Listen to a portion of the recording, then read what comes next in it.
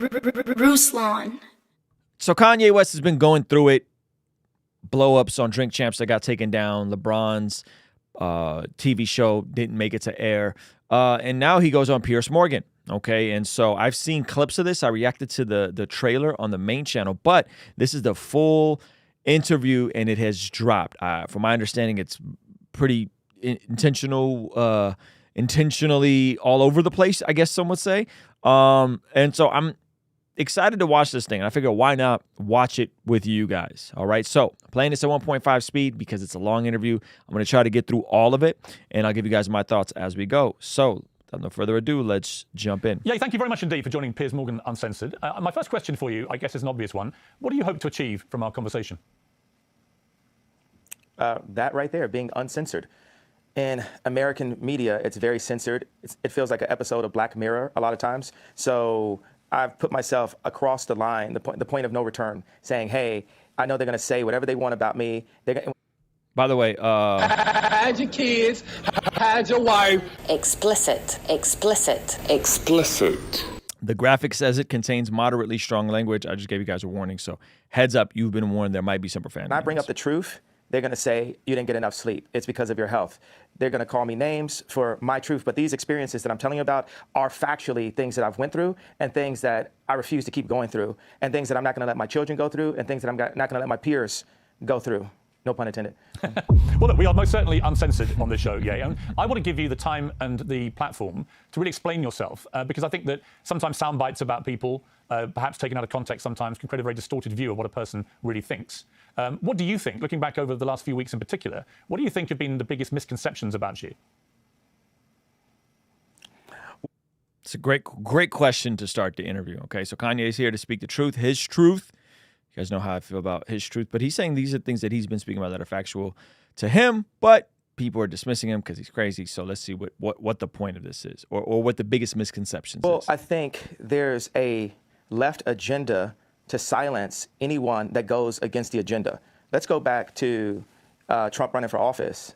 Back in 2015, everyone that was around me in my industry, in the entertainment industry, told me that my life would be over. I would be on the wrong side of history. I've even had threats to my life for wearing the Trump hat. And it even ended up in, destroying my family and also making it where I have to raise my children differently because I actually am a person that's classified as black, So I think this whole idea that anyone that goes against the agenda is going to get deplatformed or going to get banned.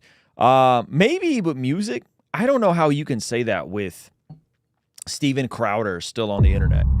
I don't know how you can say that with Ben Shapiro, Candace Owens, Matt Walsh. I mean, you have some of the biggest names in media. Tim Pool are anti-left agenda voices. You could put Joe Rogan in there on certain issues. So I'm not sure how he's coming to this conclusion. Right? Yeah, I don't know. I don't know how you come to this conclusion. I think the issue with Ye is that he doesn't understand how much the messenger matters with the message. There's a lot of voices pushing back right now. What's up, Kelly? Appreciate you tuning in. Kelly P from the DFW in the house. She's one of our amazing moderators. Thank you for being here, sis. So I don't know. I don't know if I agree with that. What does that mean? Anyone is going to get, right? They are heavily censored regarding what they can talk about. Are they? I mean, you can get demonetized. Ben Shapiro is censored? Steven Crowder is censored? My man, Steven Crowder reenacted a George Floyd thing. Censored? I don't know about that. They don't have the same influence like Kanye and Trump, though. That's fair. I think that's a fair point. But they still have a lot of influence. I mean, Ben Shapiro's at 5 million subscribers. These are massive voices.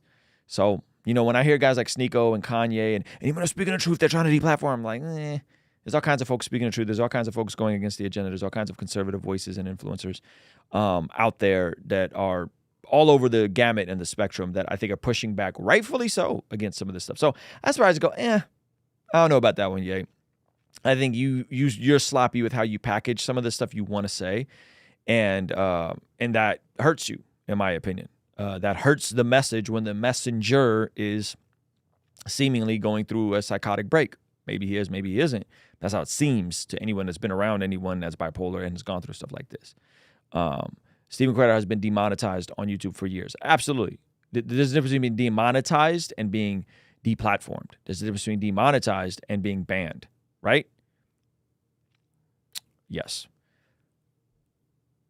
Classify myself as Jew, but a person that's classified that had been given that title in America as black, in America, that I'm supposed to stay in a block of a vote. You never heard the term white vote. So why is there a term black vote? How is that okay? It sounds just as racist as a black drinking fountain. And my dad. Now, that's a great point. That's a great point. The black vote, and the black vote is always left, liberal. That's a great point. And it is a great point to say that, yeah, that there's no such thing as a white vote, so why is there a black vote? W for yay.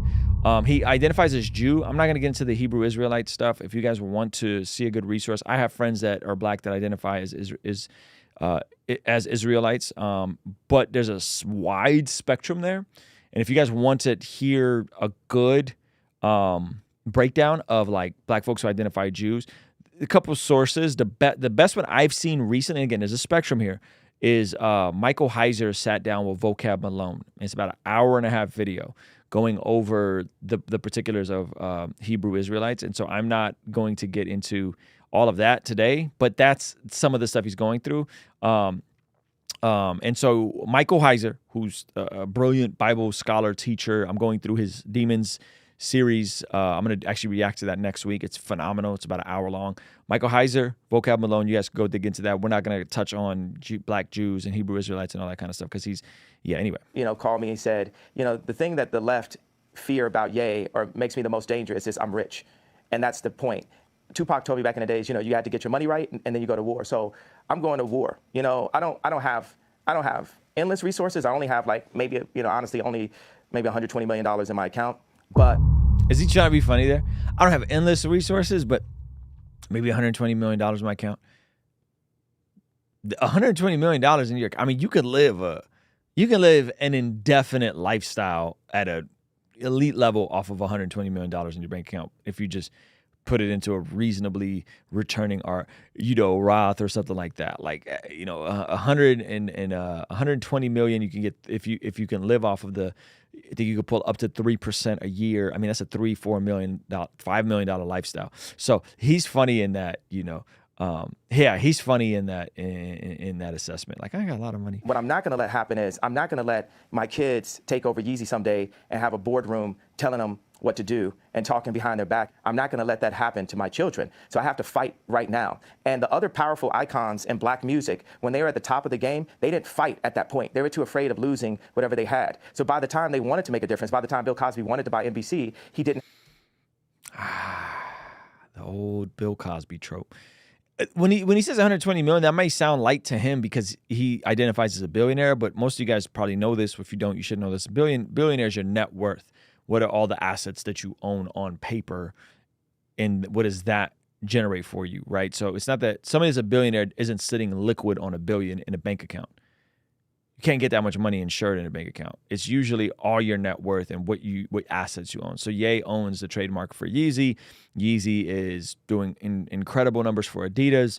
Therefore, because he owns that intellectual property and because that generates a certain amount every year for Adidas, he then is able to say, on paper, all of his assets combined, his homes, his properties, his music, his masters, all that kind of stuff, collectively, his net worth is in the billions. But he's saying, I only have $120 million cash. So I think I guess I understand why he said that. Have the Cosby Show at that time to be able to stand up when they wanted to literally throw him in jail, where they actually did throw him in jail. So people have to understand just the bravery. There's so many people everywhere. I know everyone can relate to being afraid to say what you're going to feel because you feel like you're going to lose something. So whether you agree with me or not, I believe people are going to feel the fact that someone is brave enough to say something. Every day I do 5 things that people have been historically killed for. Every day. And it's just, I want to prove, first of all, I am Jew also. The 12 lost tribes of Hebrew. Do the math. Do your research on it. We have got our culture ripped from us and then told we were just simply. Again, Michael Heiser, Vocab Malone. You guys go watch that. I'll try to remember to pin it up. Void of color, which is another definition for black. But if we knew we were a culture and knew we were a people, the way the Jewish people know, then we wouldn't abort ourselves. We wouldn't shoot each other dead in the streets and then rap about it. We wouldn't brag about. Hey, shout out to Roman. He said, did you guys send out the links for podcast? I never got mine if you guys did. Roman, we did, but there was a glitch on Moment's end. Check your spam and your junk, and if you did not get it, go and send a screenshot of your DM to my Instagram. Kingdom Business 376, no offense, but all the people you named were white. Okay, here's another book for you. Since you apparently can't learn from white people, go read Urban Apologetics. There, Dr. Eric Mason. He's black.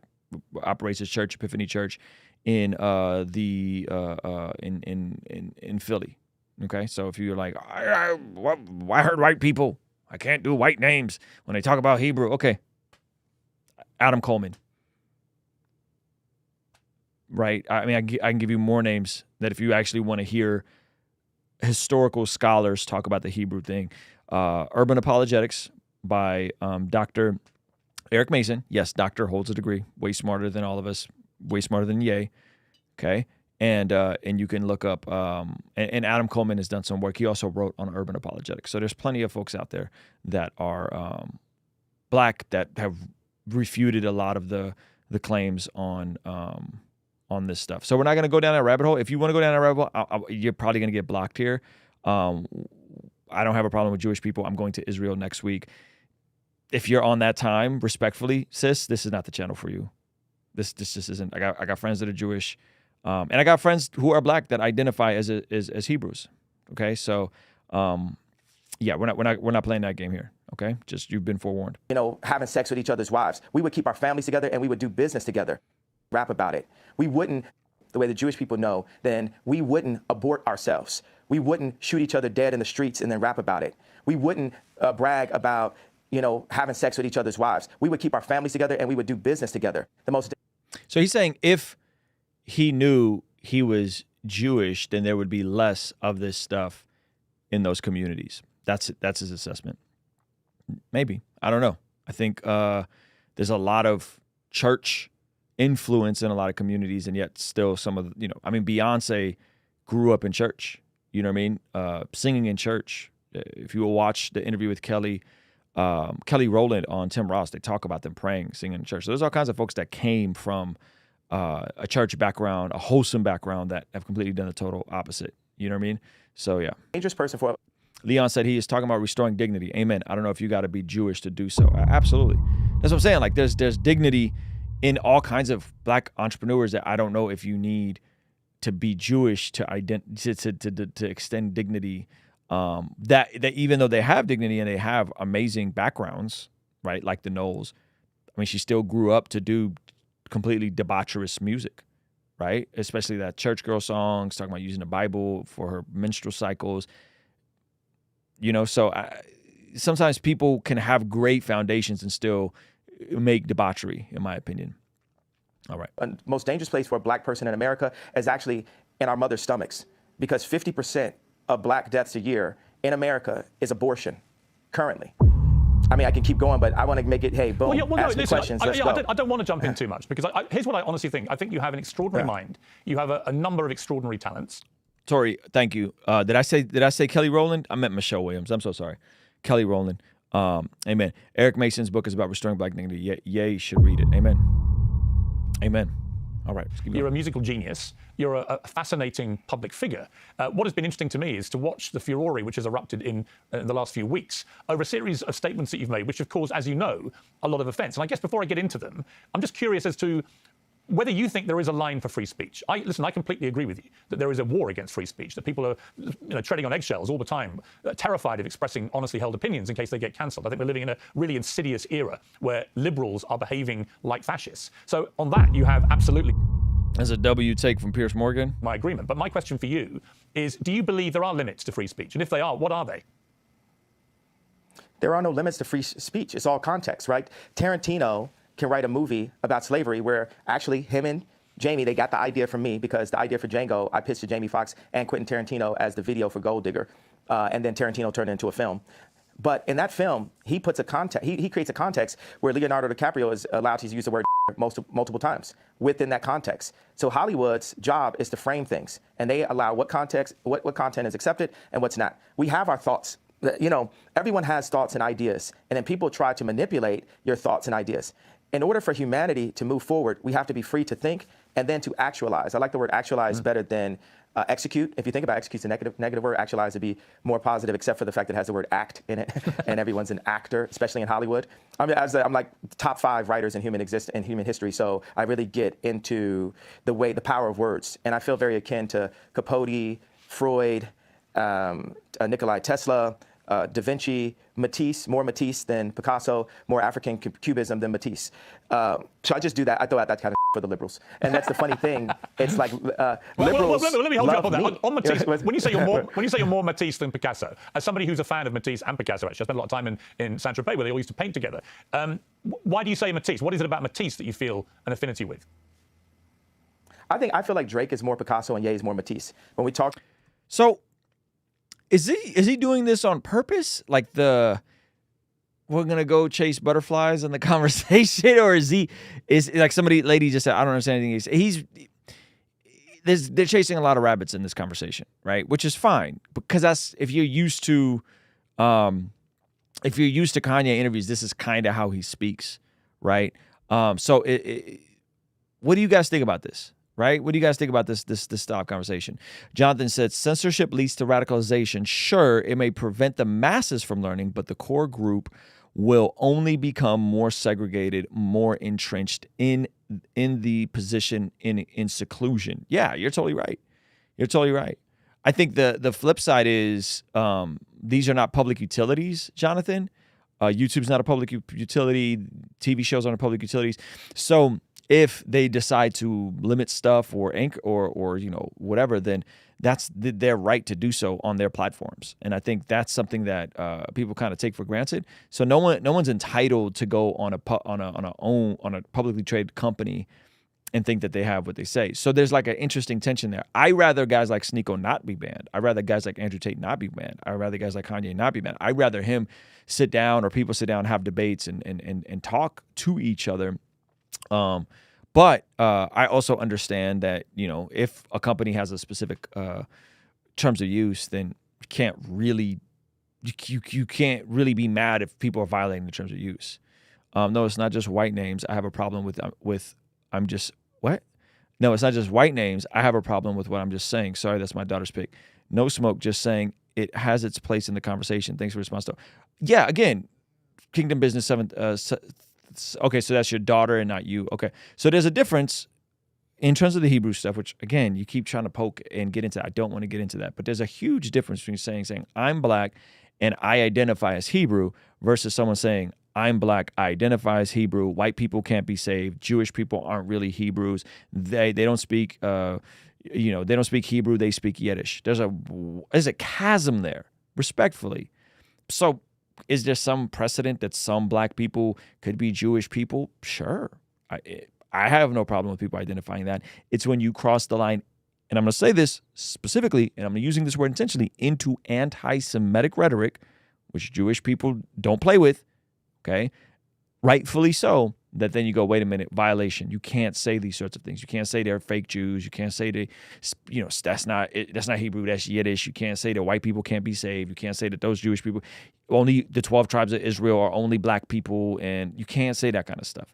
That's nonsense. Like, again, you could talk about people want to identify as Hebrew for their ethnic identity. I don't have a problem with that, especially if they have some sort of framework or apologetic for it. When you cross the line into actual things that are not, one, inaccurate, not scriptural, and not historical, that's when I say that's a violation, right? That's a violation. And so that's what I'm specifically speaking to. And again, Urban Apologetics by Dr. Michael Brown. You can read that, okay? You can read tons of information.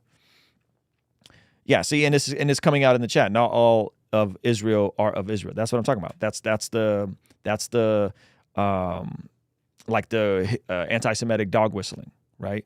Kanye talking about who controls what, who controls the narrative. Fox News censors liberal ideas, as does CNN, MSNBC censors conservative views. They both censor control the narrative. Absolutely. Absolutely.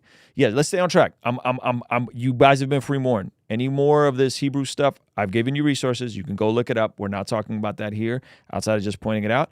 And then you're out. Okay? You could actually, based on genealogy from the sons of Noah, Semitic deals with those who speak Hebrew, Aramaic, and Arabic. Cool. And if you think white people can't get saved, you're out of your mind. If you think the Jewish people are fake Jews and spoke Yiddish, you're out of your mind. That's it. Done. We're not talking about it again. You keep pressing, I'll have to ban you.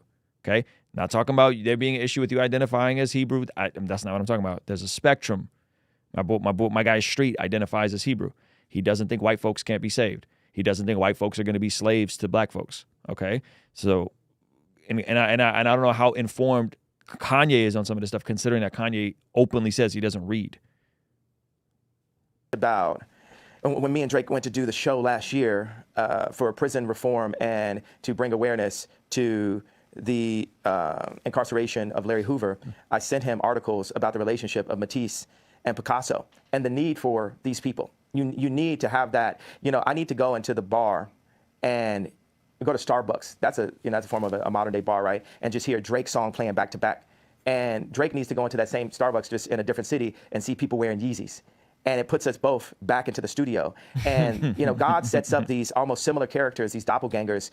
It makes me really realize God has a sense of humor. Like, why is John Galliano and Mark Jacobs the exact same human being, just placed in a different place? Or why does God have it where Bernard Arnault cannot purchase Gucci, not even through the Chinese market? God does this to remind us that we are not God. Because when you take people like Elon Musk and Bernard Arnault and Trump or Jack Ma, Putin, you take these people in their own space, in their own environments, we can start to feel like gods on earth, but we are nothing in comparison to God. And we are here actually to love one another and to collaborate and to make the world a better place. There's, 1% of the world are placed in power and 99% of the world are the audience. So that 1% of the world, this idea of a United Nations, this is the world that needs to come together. This is the world that, here's the obvious go-to. Biden doesn't listen to Elon Musk.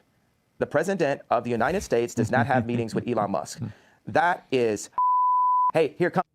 That's kind of wild. I think this is a W take from Kanye here. The fact that Biden did this whole EV electric car company thing in Washington and didn't invite Elon Musk, the guy who owns the biggest company for electric. Like, that's kind of wild.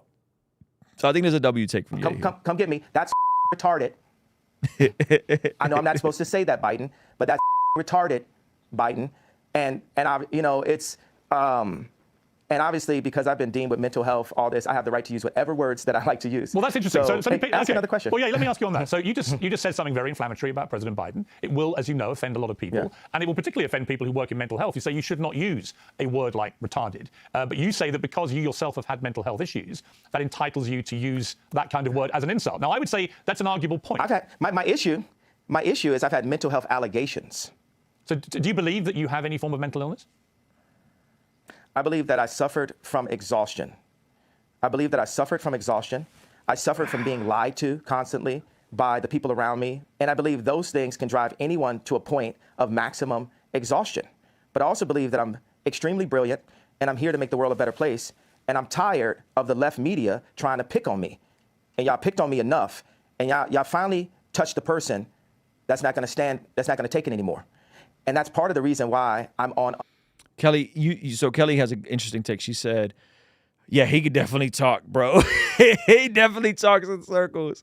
Kelly, you think Pierce is exploitive for having Kanye with this conversation? That's an interesting take. You're saying you're saying he's in a spot where he shouldn't even be having conversations with because people know that there's some mental health stuff here? Is that kind of what you're saying? Interesting. Censored because what they'd like the person, and I'm tired of the left media trying to pick on me. So he says he just suffered from exhaustion. I don't know about that one. I think it's a plethora of things. I don't know if he just suffered from exhaustion. I think he's clearly in some sort of something's going on. I'm not an expert, but having friends in my real life who are bipolar, I there's something going on. Seeing people have these sorts of episodes, there's something going on. There's something going on. And it could be spiritual as well. And y'all picked on me enough, and y'all finally touched the person that's not gonna take it anymore. And that's part of the reason why I'm on Uncensored, because what they'd like is for me to be quiet. Interesting thing about racism and cancel culture, it's kind of similar, right? And then he changes the conversation, right? Like, so it's like he'll make a point and then he'll like make a counterpoint. So with a conversation like this, it's tricky to, you know, how to follow these things. Jonathan, I did not hear about Andrew Tate becoming Muslim. Is that like a thing, or like are you saying because he said some positive things about Islam, or did he actually convert to Islam? Because that's very different. Let me know. You can send it to me on Instagram. Maybe I'll look at it later. Racism works on itself. I can go into the Gucci store at age 18 and I just assume that people think that I'm about to steal, so I buy more things. With cancel culture, when I brought Marilyn Manson on stage with me when he was dealing with allegations, my stepbrother Marilyn was canceling himself.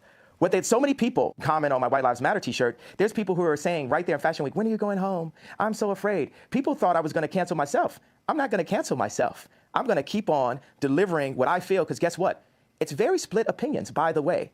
If I talk to a black person that makes under $1 million a year, they really relate to the George Floyd comments and feel hurt that I would even bring it up and question the approach. They have multiple documentaries on the death of JFK. But yeah, did he just call Marilyn Manson his stepbrother? And then he goes from Marilyn Manson cancel culture to JFK. It's like, come on, bro. We're just supposed to believe this one media outlet version that preyed on our trauma and our pain. And then if I talk to rich black people or white people, Jew or Catholic or atheist, they're really into the Jewish media comment because it affects their business interests. Okay, well, and it was really interesting. Let me just pick you up on the two things you mentioned. The first one is what you said about George Floyd. And the reality of that, it's not a media interpretation of how he died, because the Hennepin County Chief Medical Examiner concluded that Floyd died from cardiopulmonary arrest. His heart stopped, complicated by the way the police restrained him and compressed his neck. Now, he also said there were other contributing conditions. Wait. Well, hang on, let me finish. There were other contributing conditions, narrowed arteries, high blood pressure, and fentanyl intoxication. But although these were significant conditions, he said, and things that played a role in the death, they didn't directly cause the death. The cause of death was what that policeman did with his knee to George Floyd. Person? I'm glad that Piers pushed back on this, because this is by far the most egregious thing from the Candace Owens documentary. The notion that George Floyd would have died that day had he not came into contact with Derek Chauvin is outlandish. If George Floyd had not came into contact with Derek Chauvin, he would not have died. That's involuntary death or whatever he was convicted of. This is Kanye sipping way too much Candace Owens tea. And if you guys, again, another great resource, check out Jonathan, send me the DM of like a video of him saying it or whatever. I don't want to hear a Muslim source on it. I want to hear a video of Tate saying it. I'm curious, but a great source on the Candace Owens documentary is Amazing Lewis did a debunking of the whole thing, of her whole documentary called, what is it called? The Greatest Lie Ever Sold, Debunked. So if you guys search that, Amazing Lewis, amazing breakdown of the whole thing. Focus on things they can't focus on, and we shouldn't be accepting narratives of media groups at face value. So it's not a media group at face value. This is what the coroners and everybody else reflected. So someone can have high blood pressure, heart issues, be high, and not die. Someone have high blood pressure, be high, and then have a knee on their neck and die because they can't breathe. Okay, so yeah, that's what did I say? I said Amazing Lucas, right? Amazing Lucas debunking Candace Owens' documentary. Are there resources in the video? Are the resources said in this video going to be placed in the description? Yes, I will put them in a pinned comment in the description. Thank you, Toby. So I'm glad that Piers Morgan is pushing back on this, because I think Candace Owens, I just don't trust her. I just don't trust a lot of what she has to say on this stuff. My thought is, regardless of the cause of death, no police officer should have their knee on someone's neck for 8 minutes. Hello. Oh, I said Lewis. Amazing Lucas. Excuse me. Thank you for correcting me. Amazing Lucas. Kanye can't handle a cognitive dissonance when presented with conflicting ideas. He seems to think Candace is an infallible source. Kanye suffers a lot from the Dunning-Kruger effect. And the Dunning-Kruger effect is more or less when you receive information, you don't have the metadata to consider everything you don't know about said topic. So Hebrews, blacks, 12 tribes, that's it. It's all facts, right? So yeah. Why would a coroner lie? What makes you believe? Well, you could trust whoever you want to trust. I'm saying go look at the documentary. You could trust her. I don't care who you trust. I'm saying I don't trust her, and you can go and look at the documentary, which reveals everything she left out, which was very deceptive, and she did lie, omitting stuff like the clip before and placing clips in a way is lying. It's exactly what Fox News and CNN does. She 100% lied and 100% has an agenda. Okay, so if you want to see the actual why the court case went the way that it did, you can go and look it up. Okay, and again, we're not going to go down that rabbit hole either. I'm not questioning the particulars of Floyd's situation, but I'm taking his focus on it as a specific, but as a general point. There's a problem if we can't even question the official narrative. People did question the official narrative, and he got convicted guilty, and he went to jail. You can question whatever you want to question. People can question if the earth is round. People can question if we landed on the moon. You can question whatever you want to question, but there's sensible, reasonable facts that we have to come to certain conclusions. Had George Floyd not came in contact with Derek Chauvin, it is unlikely, improbable, very, very small chance he would have died that day, if any chance. That's why he got found guilty. That is a fact. Everybody should be able to acknowledge that as a fact. Candace Owens refuses to. There's a debunking documentary of her documentary out. I recommend you watch it. There it is. Why would a coroner lie? Because he could get paid to lie. Because he could get paid to lie. Why? See, and this is what I'm talking about. Though these were significant conditions, he said, and things that played a role in the death, they didn't directly cause the death. The cause of death was what that policeman did with his knee to George Floyd. Person? What makes you believe that person? Why would a coroner lie? What makes you believe that? Why would a coroner lie? Because he could get paid to lie. Because he could get paid to lie. But yeah, I watched. In this world, everyone is getting paid and everyone is doing this and that. Okay. I watched it for 8 minutes. The majority of the press. Right, but I watched it for 8 minutes. Now tell me this. Have you seen the Candace Owens BLM documentary? I have watched some of that documentary, but here's what I would say to you. When you watch that video of George Floyd... No, it's not a but. It's not a but. I need you to watch. I know. Okay, I know what you said about... I know Candace. Wait, I'm going to finish. La, la, It's all right. la. You don't have to do that. I know what it means. La, la, la means be quiet and let me finish. But you did interrupt my question. So with the BLM... No, I wasn't finished. You're pressing agenda. You haven't seen the whole thing. I don't have an agenda. I just read you what the coroner said. So we can have 20 different perspectives on how JFK died, but us as black people, not only can we only vote one way, we're not allowed to have any other perspectives, and that the area for George Floyd, where he passed, the murder rate is up 50%, and nothing, this is so-called movement, but it didn't move blacks anywhere. Right, now listen, so me as a black person. I will say there are legitimate questions about the Black Lives Matter movement, no question. But on the specific point about how George Floyd died, I don't think it's in question about what actually killed him. It was that police officer with his knee on his neck. Well, it isn't question. It isn't question. I'm questioning it. Well, you can as question a black it, but person, what you're questioning is a coroner report. Do you have friends that were killed by police officers? Do you have friends that were locked up? Do you have friends? Do you have people aborting half your race? No. So I am the black person with the black experience that's worth $11 billion and is the most influential person on the planet, and I am questioning it. Okay. I have a right to question it. Absolutely. You can't tell me with your accent that me as an American Jew black person that I cannot question that death and question the means behind that was put on camera I'm not saying you to can't question traumatize. I'm not finished. La la la la means let me finish. Okay. I'm not finished talking. So I cannot see, because you distract my thoughts and then you try to make me look like a crazy person and you feel you have the right to cut me off, and I've proven you guys don't want it with me. This is like Terminator 20. You've never seen this before. So oh my gosh, this is really hard to watch. Anyone can get paid to lie, not saying that he has to do anything with the GF though. Okay, this is what I'm saying though. Anyone can get paid to lie, but there's multiple forensic experts that did not lie. That's it. Fact is, before the knee on his neck, Floyd had all those other conditions occurring and didn't die. There had to be a catalyst, and the catalyst occurred during those 8 minutes. This is a very objective, sober perspective on it. Ye is all over the place, man. You could question whatever you want to question, but goodness, this is hard. I want no one to play with me. I have the right to question because... But these things aren't like these things aren't mutually exclusive. BLM is a very problematic organization, which, by the way, I don't know anyone that donated to BLM. I don't know any black people that donated to BLM, okay? Because folks out the gate were like, oh, yeah, like they're trying to just destroy the nuclear family. I was hearing this from my black friends. They're wild, right? So BLM could be a trash organization. At the same time, Derek Chauvin murdered George Floyd. Those things could be mutually, like they're not mutually exclusive. Both can be true. It requires nuance and critical thinking to process this, though. That videotape was used to traumatize my people and force us into the Democratic vote. Shout out to Bartholomew Jones. He said, by that logic, how do we know Kanye isn't being paid to lie? It's a good point. It's a good point.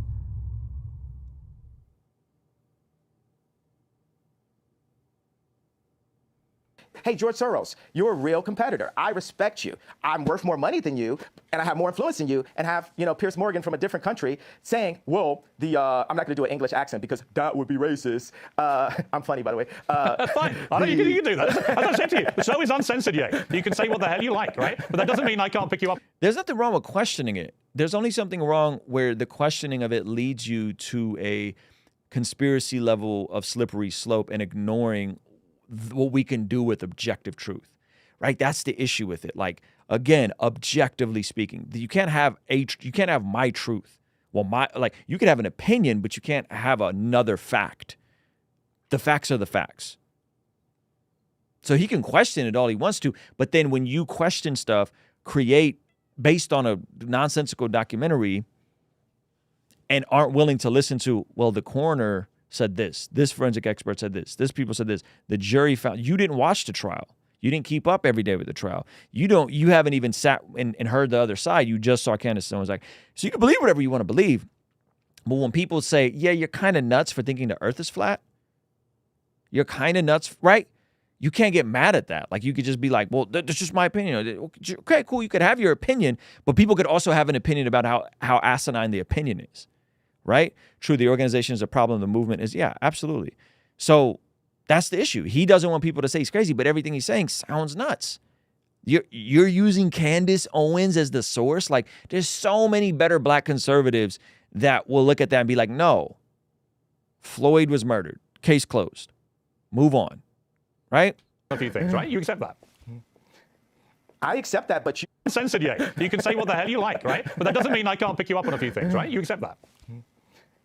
I accept that, but you try to say it is unquestionable because this one Dr. Fauci said this. I know it wasn't Dr. Fauci, but I'm just giving an example where we hear from even Google. Like, people feel like, if you Google it, it's factual. There's so much non-factual information about me on Google, but then I still believe Google. And people pay to get certain information to the top of Google. But Kanye, you just made the point about Google while citing Candace Owens as a legitimate authority on a case that went to trial for months with jurors that deliberated and experts, and you cited Candace Owens and pooped on.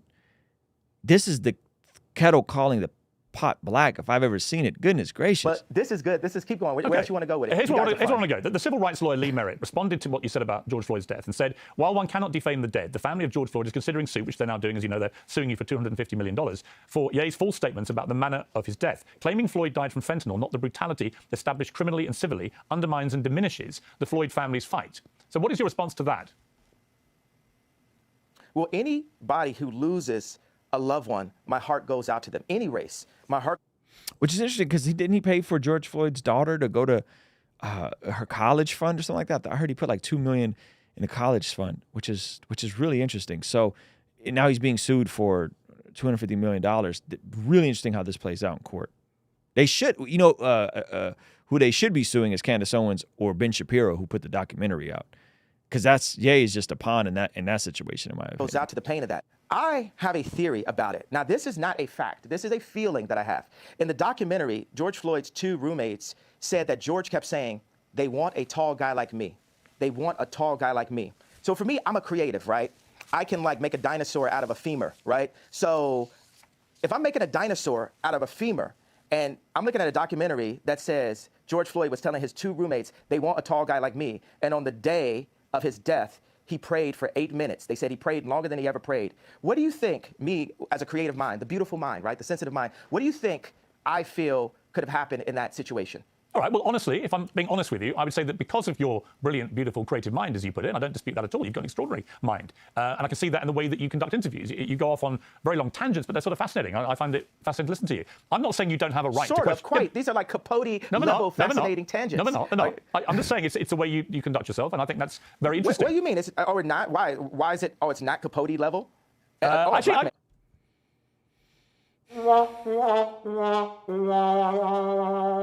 I think you Capote level. If you would like me to compare you to Truman Capote, I am happy to do that. Yeah. If you want to be known as the new Capote, I'm with you. Okay. I'm not going to question your talent. Your talent to me is completely unquestionable. Right. When you question answer the question about the femur to the dinosaur. No, I'm going to ask you a different question. Situation. I'm just going to ask you this.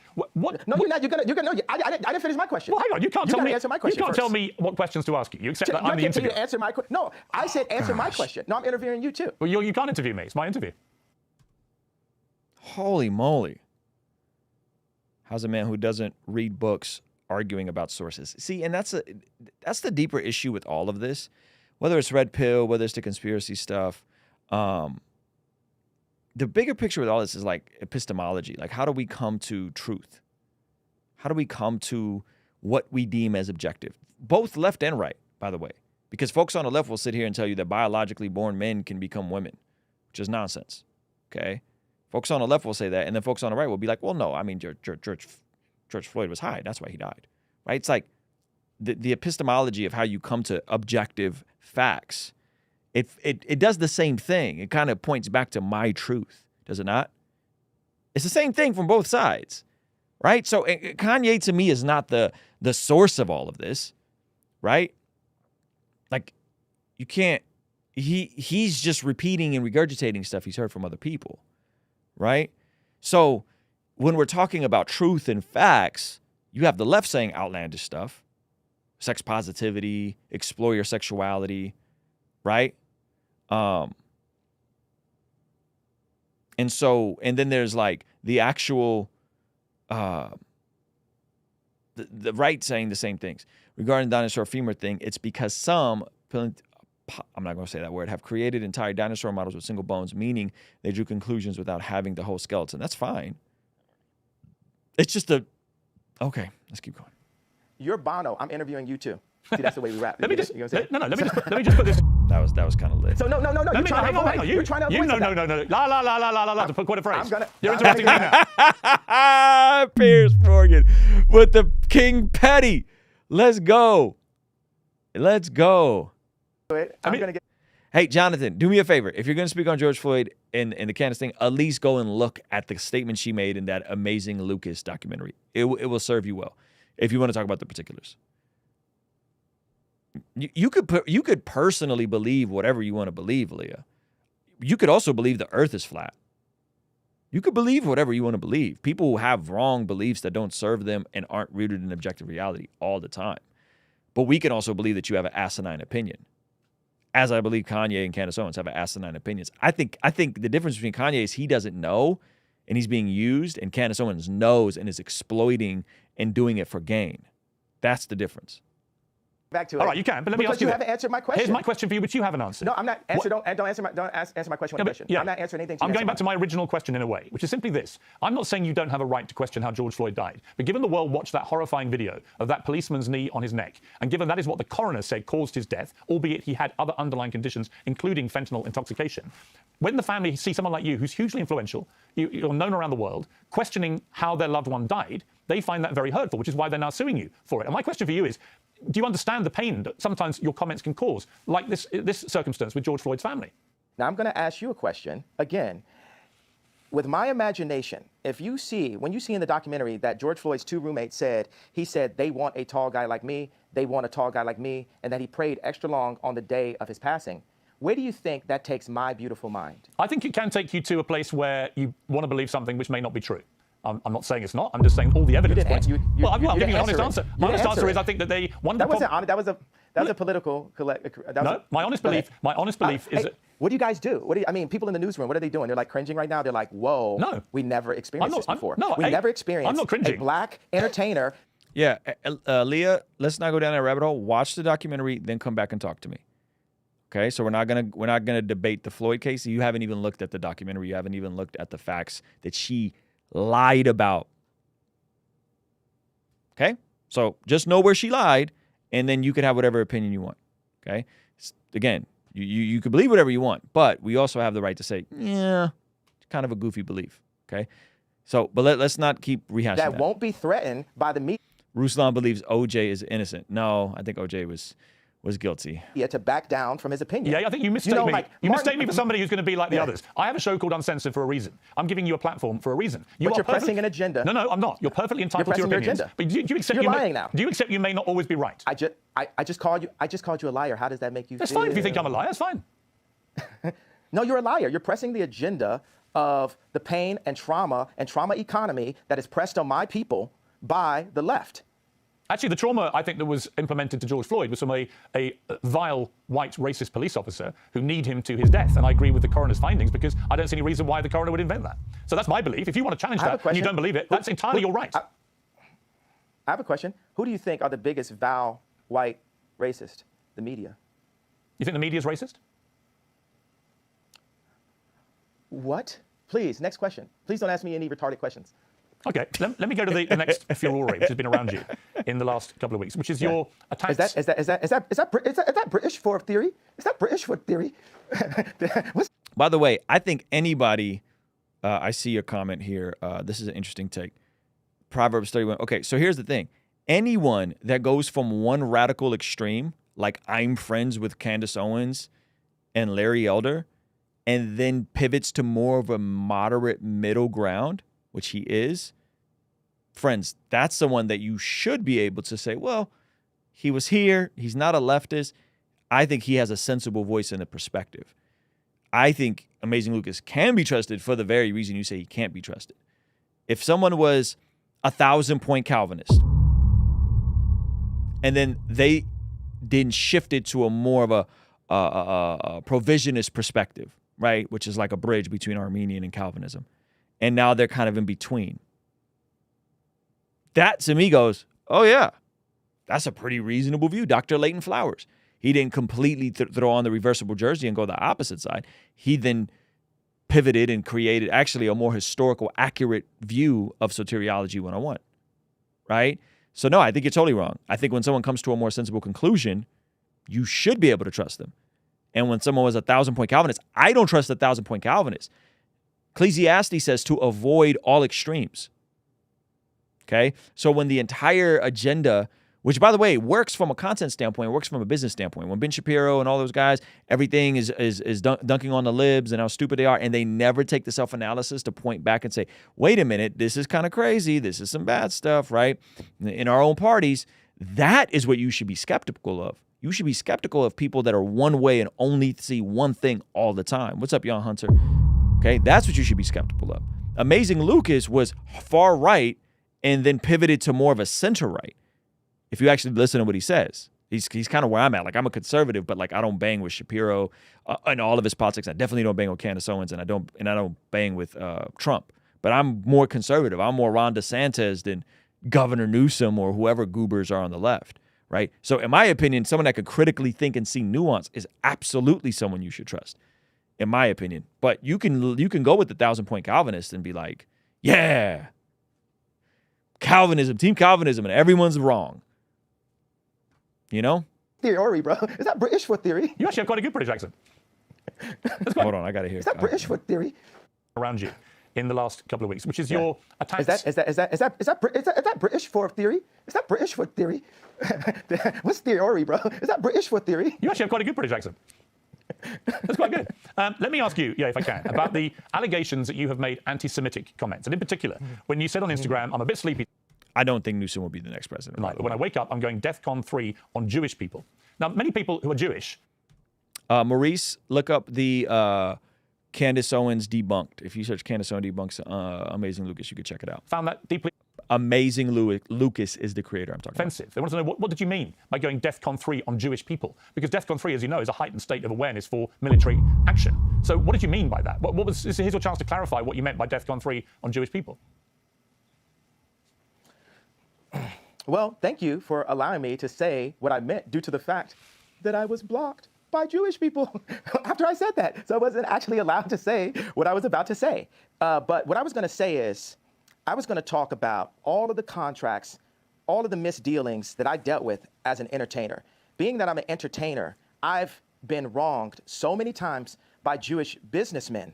And the reason why I say people, if a black man is caught in the car with drugs or a gun, and there's 3 other black guys in the car with him, guess what? They're all going to jail. So the reason why I say people is, I want those businessmen's wives and fathers, mothers, grandmothers, and kids to ask them, why is Ye so mad at us? Because they're taking money out of my children's mouths and putting it into their children's mouths. I'll give you this parallel and this analogy. If you take, I just talked to Irina Shayk, right? And so I think the whole like black people in a car, if someone has drugs, I think that's a whack thing that happens, right? That's not a good thing that happens. And so Kanye has a point here. I think though to dismiss all Jewish people because a specific group in entertainment have used questionable and or predatory contracts, and then to say every Jewish person that's entertainment is bad or is predatory or is taking food out of my kid's mouth. Not the same parallel at all, in my opinion. It's a questionable parallel. And I think he backs away from this the further and further he goes. I think he starts pulling back from this. If you look at a picture of her at age 14, this person is beautiful, like one of the most beautiful people that God has ever created, right? And if any man did her wrong at a young age, she would get to the point where maybe she would actually hate men. You've heard that terminology, right? So I'm at a point where I'm frustrated. But yet you have the self-awareness that it's an irrational hate. If you're wronged by one person, like think about if this was flipped and he was saying this stuff about black people, or if a white person was saying this stuff about black people, you'd be like, no, that's wrong. That's racist. You're finding, this is called selection bias. You're finding a small number of black people in the world, and you're saying because those black people have hurt you, or because black people from this city have hurt you, therefore all black people are more violent. Like that's kind of textbook racism, is it not? The right to my anger, and I'm saying that people need to fix it. I'm not going to fix what I feel until what I'm feeling is fixed. Okay, can I respond? You're not just going to shut me up and say, no, I'm not going to shut you up. Can I respond to what you just said?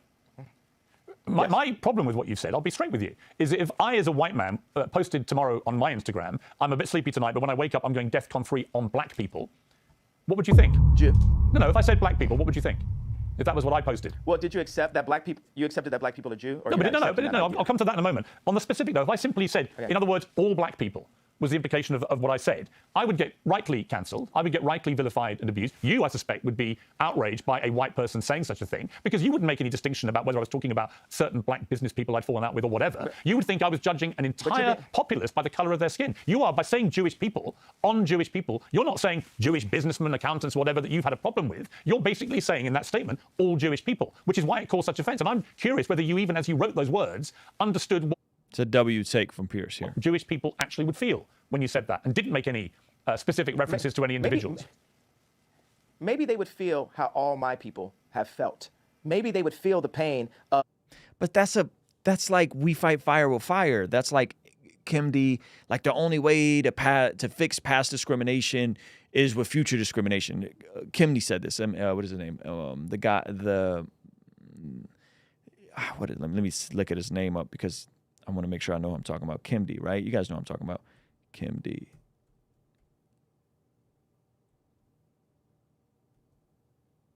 Ingram Kingdi? What is the guy's name that he wrote the... help me out.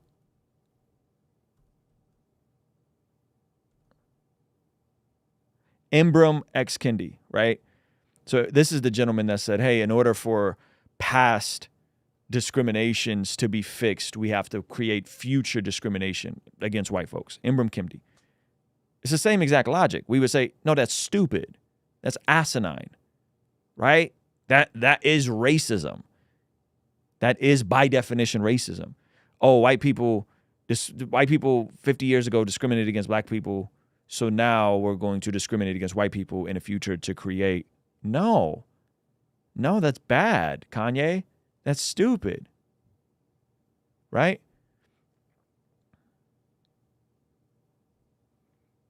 Is that, hopefully we could all agree on that. Left, right, whatever political aisle you are, right? That's a stupid idea. Of when a black artist looks up and they've completely been raped by 5 Jewish businessmen. and there's multiple accounts. Why does the of fact this that they're happening. Jewish have anything Maybe to do they would with it? feel like that. But why would you say It again? just so happens they are. Well, okay, but I wouldn't. Why categorize them according to their religious faith, their ethnicity? Why would you do that? Why can't you just describe them as business people that you've dealt with? That's fine. But what you're doing by saying Jewish people, these constant tirades against Jewish people, many people find why that do you call it a tirade? That sounds like you have it. I think it's a tirade. Where's a tirade? That was a tweet. It was a tweet. It's not just a tweet. You asked is me it? to explain it, and that have you felt my pain yet? You haven't felt my pain. You don't want to feel my pain. No, you don't hold account. La la la la la. You don't hold.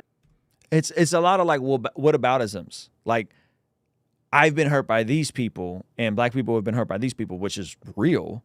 However, thou I have the right to hurt other people. Like, huh? Right? That's a kind of a wild statement, right? Some say it isn't racism because we don't have the power to enforce it. Yes, that's what some people say. I think hatred or discrimination against people because of their race, whatever their race is, whether they're white, whether they're Asian, whether they're black, whether they're Mexican, right, is still racism. And you know who usually ends up doing the executing of these things is white liberals, who are very problematic. The white liberals that are trying to pay themselves back from my ancestors were bad, so now I'm going to go discriminate against other white people, right? You see some of that happening in colleges and stuff like that. I do understand Ye's position because he has been taken advantage of by specific people. It's easy to understand a position will make someone prejudiced. Oh, yeah. But you would never use that logic for a white supremacist, right? Your natural position ain't the right one. And Jonathan, we've talked about this. You say, I know you know, well, I'm waiting for you to DM me, by the way, so we can hop on a call. But you say you've had bad experiences with women. You don't then discard all women. You've had bad experiences with a particular group of women. Say 5 women rejected you, broke your heart, treated you like crap, cheated on you. I could understand in your natural state why you would have a hostility towards women. However, that would not be a rational, logical, linear way to then have a hostility towards all women. And this is how, to your point, people get black-pilled, people go red-pilled, so on and so forth, right? Accountability to my pain. You're being a Karen. I'm talking you about. I'm not a Karen to the pain. I'm not a Karen, and I'm not going to cancel you, and I'm not going to uncensor you. I'm simply going to challenge you on what you're saying. I think you don't understand the pain that you've been causing with some of these comments, and I think that one in particular, I can understand. Oh my God! God forbid, one comment could cause people to feel any of the pain that my people have went through for years. Even like the blacks being ushered to the left during the civil rights movement. No one has cared about black people. All right. No one is. Let me say, I agree that the racism against black people has been utterly deplorable, shameful, unacceptable, and thank God the world is beginning to move to a better place about the way it has treated black people like you. However, one form of racism. I'm not sure there are. I'm sure there are Protestant business. I was going to say. I thought you were saying not sure. I'm sure there are Protestant business leaders who have been shady as well. Yet Ye is not focusing on them. Oh my gosh! Welcome. I mean, the Christian music industry, which is not ran by Jewish people as some of the other sides of media are. Holy moly, is way more predatory than the secular music industry. This is why a lot of people leave the Christian music industry. This is a fact. Some of the worst contracts I've ever been presented are substantially worse coming from Christian labels. And that has nothing to do with Jewish people, right? Has nothing to do with Jewish people. So I think it was a little more than just one comment. Kanye, what do you mean? I missed it. Kanye will say one fact in a bunch of attempts to do the mental gymnastics. Absolutely. Absolutely. So yeah, the Christian music industry is substantially more predatory than the secular music industry. You know? So what do you guys think? How you guys doing? Let me know. Tap in. Drop your location. You guys doing okay? The argument would never work, Ruslan. Sometimes you say things that would highlight what I see daily, and I don't think it's intentional, but that's how deep-rooted I feel this subject is. I don't know what you're talking about. What argument would never work? What argument would never work? You have to be specific because there's a lot of comments coming in and there is a delay. I think it's difficult to explain when people tend to downplay people's experiences. We don't excuse the prejudice. I just pray people are able to have healthier conversations about this. Indeed. Oh, you were quoting what Kanye said. Okay, thanks, Ruslan. Sorry, you didn't finish. They just call it prejudice, not racism, but definitely don't agree the solution is reverse prejudice. Whatever you want to call it. It depends how you define racism. The definition of racism has changed. I think we all know that. Definition of racism is when prejudiced against a specific person because of their race to prejudiced and power controlling systems, yada, yada, yada. I don't care how you define it. It's wrong. Black people wanting discrimination against white people discriminating against black people. It's all wrong. It's all the sin of partiality. It's all evil. Period. Okay? Overcorrections are still wrong. Whether that's feminism, whether that's racism, whether that's whatever, Marxism, right? Marx addressed real issues with capitalism. Those were real concerns. The overcorrection, and then what happened when other maniacal leaders got a hold of the ideas. I come from communist Russia. We can go there too. I can have a whataboutism. It's still wrong, right? It's still wrong. So however you want to call it, it's still wrong. Okay. Lexi K, what solution to what is? Give me what do you believe this? The solution is the gospel ultimately, right? The solution is the gospel. But what do you mean specifically? Give me 1 sec, guys. I'm gonna grab a quick beverage because I would love to hear what you mean. Give me 1 sec.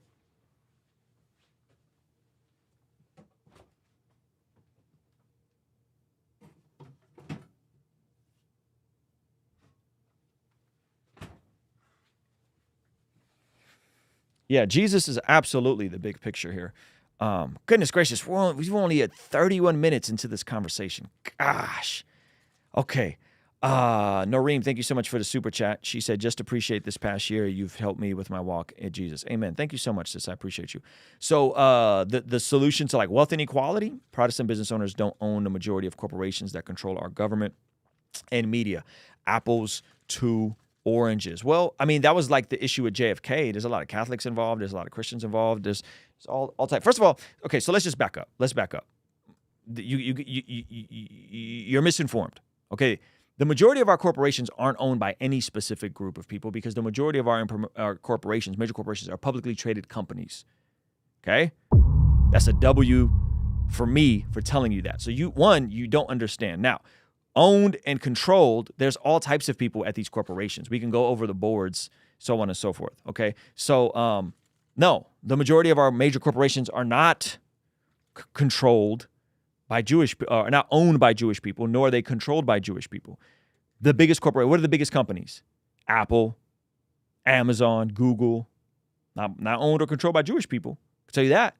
The music industry has people in influential places, right? The law has people in influential places, but that's not how it works. Okay. They built a country of racism and still profit of inherited business practices from those racist people. Yeah. Yes. So if you want a solution, I can give you a solution. You know what the solution is? The solution, the only way to fix any of this stuff, the only way to me is entrepreneurial small business. That's how we fix it all. That's the pathway forward. Responsibility, entrepreneurialism, supporting folks within your own micro tribe, whether you're black and you want to support black-owned businesses. I support a lot of black-owned businesses. Whether you're a Christian and want to support Christian businesses, that's the pathway forward. That's it. The government's not going to fix it. It's not in the best interest of the government to fix it. Right? Why would they fix it? So the system is what the system is. Right? The system is what the system is. It's a flawed system, but so is everywhere, guys.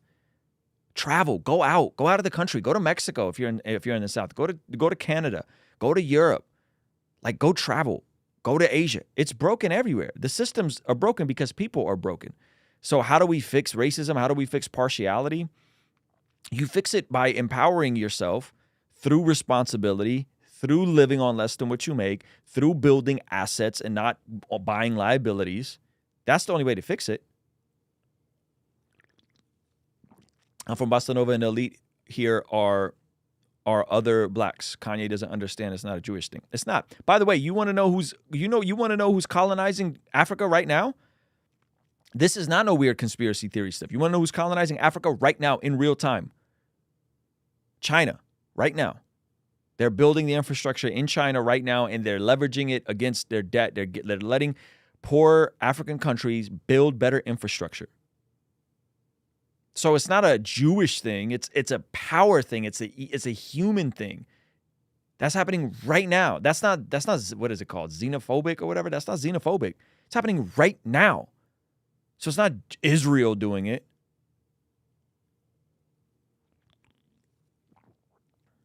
And that's going to come with consequence. And it's already in parts of India and all kinds of messes that like they used their money. They couldn't make the money back on it. And they're taking over airports. They're taking over infrastructure. Yeah, it's bad all around. So how do we fix it? Don't get into debt. Build your own infrastructure. Right? If you're in the West and you're not in a different part of the country, build your own infrastructure. How do we fix it? What did Sway tell Kanye? What did Sway tell Kanye that Kanye laughed in his face? You guys remember that?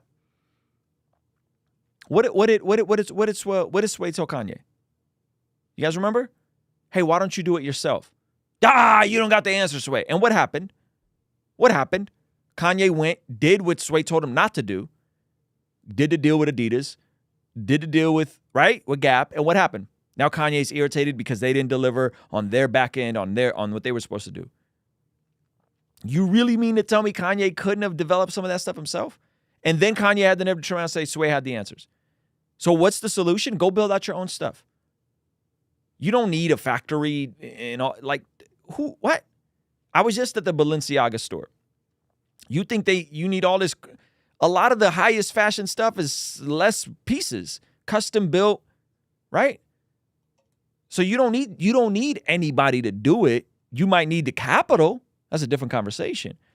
But Kanye could have done it himself had he had more imagination. I mean, look what he's done with music. But there's the industry standard, best practice nonsense. And whenever you buy into there's a specific way you have to do things to get right with the right people. Whether that's in fashion, I got to go work for Fendi and intern for these people, right? That doesn't mean you shouldn't develop the skills. Like if you got an opportunity to go sit underneath somebody, develop skills. If you want to be a YouTuber, you can go work for a YouTuber, get paid, and develop skills. There's nothing wrong with that. But this idea that you need them to put you on, and Kanye historically fell into that. And what happened? He got there. He became a billionaire off of the asset side, right? And now what? Now all the people that you partnered with didn't do right by you. Or you could have just figured it out on your own. You could have built factories here initially. Right? And I'm not like a fashion guy like that. Like I like fashion, but as I'm building out my own stuff, I'm realizing like this stuff ain't as complicated as people make it out to be. Like Jerry Lorenzo, and you look at all these origin stories, it's not that complicated to do fashion, right? It's not like you're trying to build the next iPhone. So, and Sway told him all this, did he not? You know what by the way, you know how the majority of fashion works? Hold on. Why do you push against the idea of following the road to get you somewhere? No. I'm not pushing against that. I'm saying the idea of industry standard is a trap.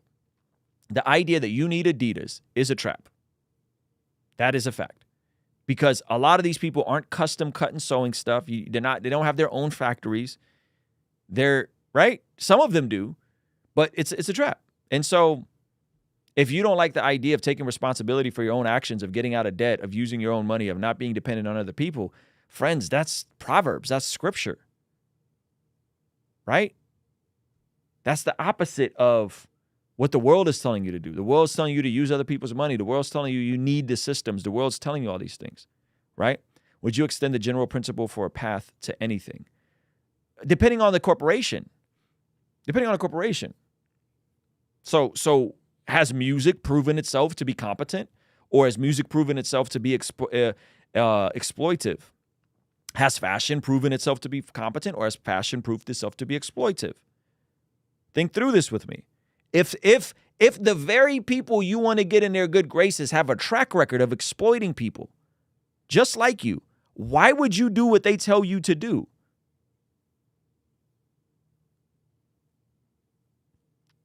Honestly, think through that. Is the music industry ethical? No. Is the fashion world ethical? No. We've seen that from supply chain issue to slave labor. Why? Why do you need it? Why? And here's something crazy. You want to know what you discover once you go down the fashion rabbit hole? A lot of them are using the same blanks. They're resizing them. They're putting different sizes of them. Maybe they size them up, size them down. Kanye was using Gildan blanks. Not sure how much you guys know about the fashion stuff. Like Gildan was like a trash blank, right? So he's taking blanks, he's sizing them up, he's throwing a logo on them. You know what I mean? I would love to have a real conversation with you, a conversation in love, so I can really understand where you Chinese. I don't understand what you're saying. So a lot of this stuff it's not.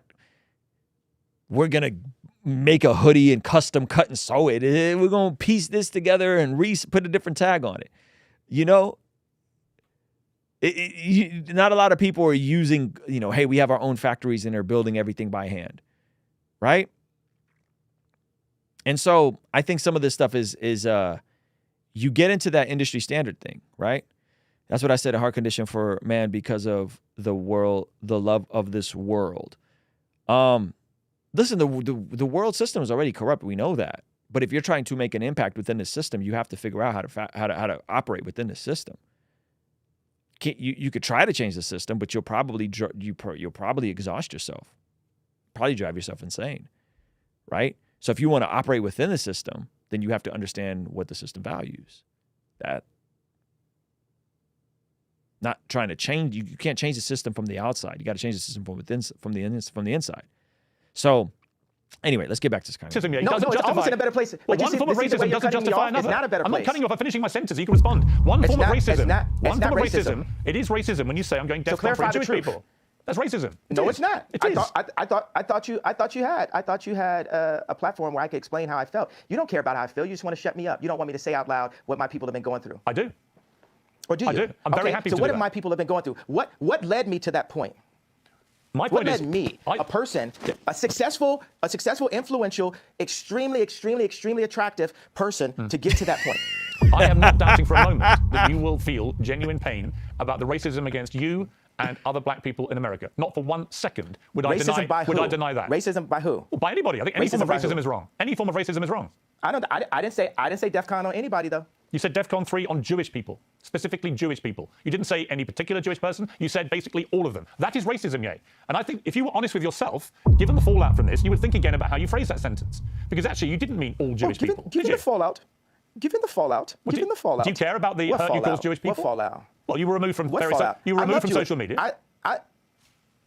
Wait a second, you're not allowing me to talk, Chris. You're not allowing me to talk, Chris.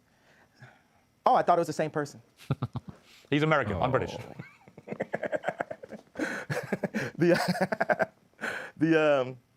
So the thing is, I want to bring joy to the world. I'm a composer, right? And this is a symphony. Our life is a symphony. We have so many beautiful ideas, but I feel the anti-Semite has been a wall, a cloak that allows Jewish businessmen, boom, I'll only be the police officer that says, hey, this guy with the gun is the only person going to jail. I'll be the first person that does that in history, right? So look, no one else in this car riding with the guy with the gun and the drugs is going to jail. Are you happy? I'll play by rules that are not played by for my people, just for the sake of this conversation. I don't want you playing by any. So that makes you happy, right? I don't want you to say things just to make me happy. That's what colonizers do, is give us rules. I'm not trying to colonize you. I'm not trying to colonize you. I'm not trying to censor you. All I'm saying to you is, when you use a phrase, yay, like. But Jewish people weren't the colonizers, yay. Not the Jewish people you're talking about. Like, is it the Jews that are bad, or is it the colonizers, the white British colonizer? Which one is it? I'm going DEFCON 3 on Jewish people. Did you hear what I just said, though? Yes, I did. We're past that. We're past that in conversation. We're not past it. Did you hear what I just said? We're not past it. Are you happy that I said I'll focus Let me explain on... Are you happy that I said... I know. I heard what you did. Whoa, brother, why are you talking over me? Let me respond. Yay, Chris. I'm Piers. Let's respond. Let me respond, right?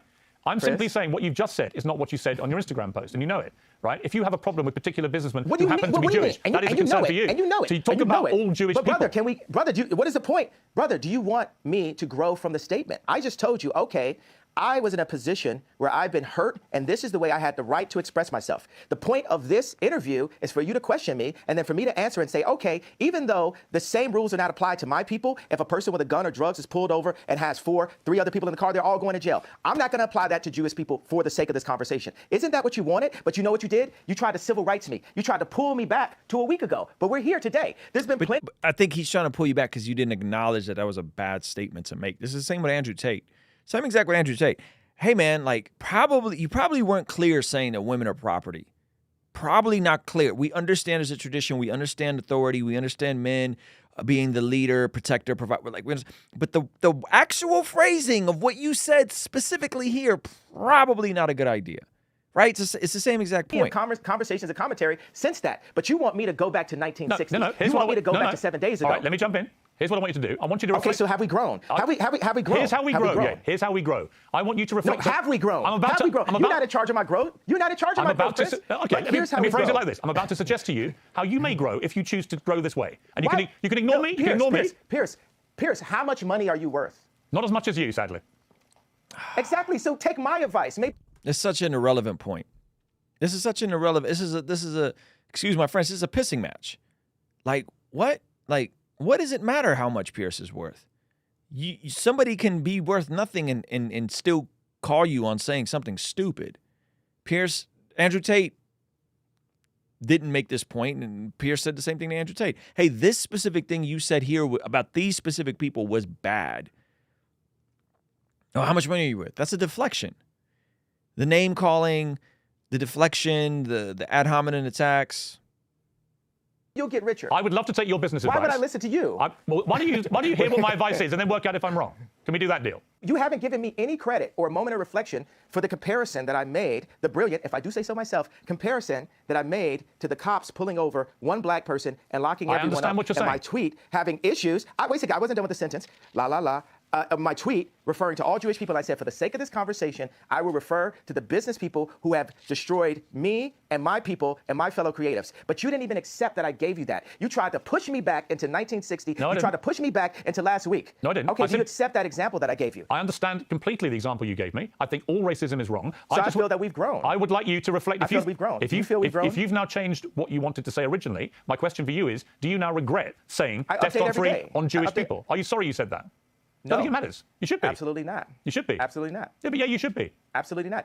Are the people, the Jewish businessmen that led me to that place, are they sorry for the way they've raped my I don't know people? who you're talking about in particular, but I don't know why you keep having to say they're by the way, Jewish. What does the fact they're Jewish got to do with anything? Why do you keep doing that? What do you mean? They're the Jewish businessmen that did that. They're Because business they people. are. That's what they did. Why do you keep saying Jewish business people? Why do you keep using their religion, their ethnicity? Why do you keep doing that? Let me update it then. Okay, so I'll say this. Would I have grown into the box you want me to go in if I say to specify the business people that have raped my people that just so happen to be Jewish? I think by doing what you've just done, I find that I'm not even Jewish and I find that offensive. Why do you keep having to do that? I don't think you get it at all. I don't think you understand the offense you're causing when you keep using their religious background, their ethnicity as a stick to beat them with. Why would you do that? So what are you more concerned about? Getting the richest black man of all time to kowtow? Because it's not going to happen. I don't want you to kowtow. You can do what the hell you like. You're a billionaire. You can do what the hell you want. I'm just saying to you that I don't think you quite understand when you talk about. Okay, can I finish? It's not multi. You're a multi-billionaire. Okay, Oh my gosh, man. We get it, Kanye. You're rich.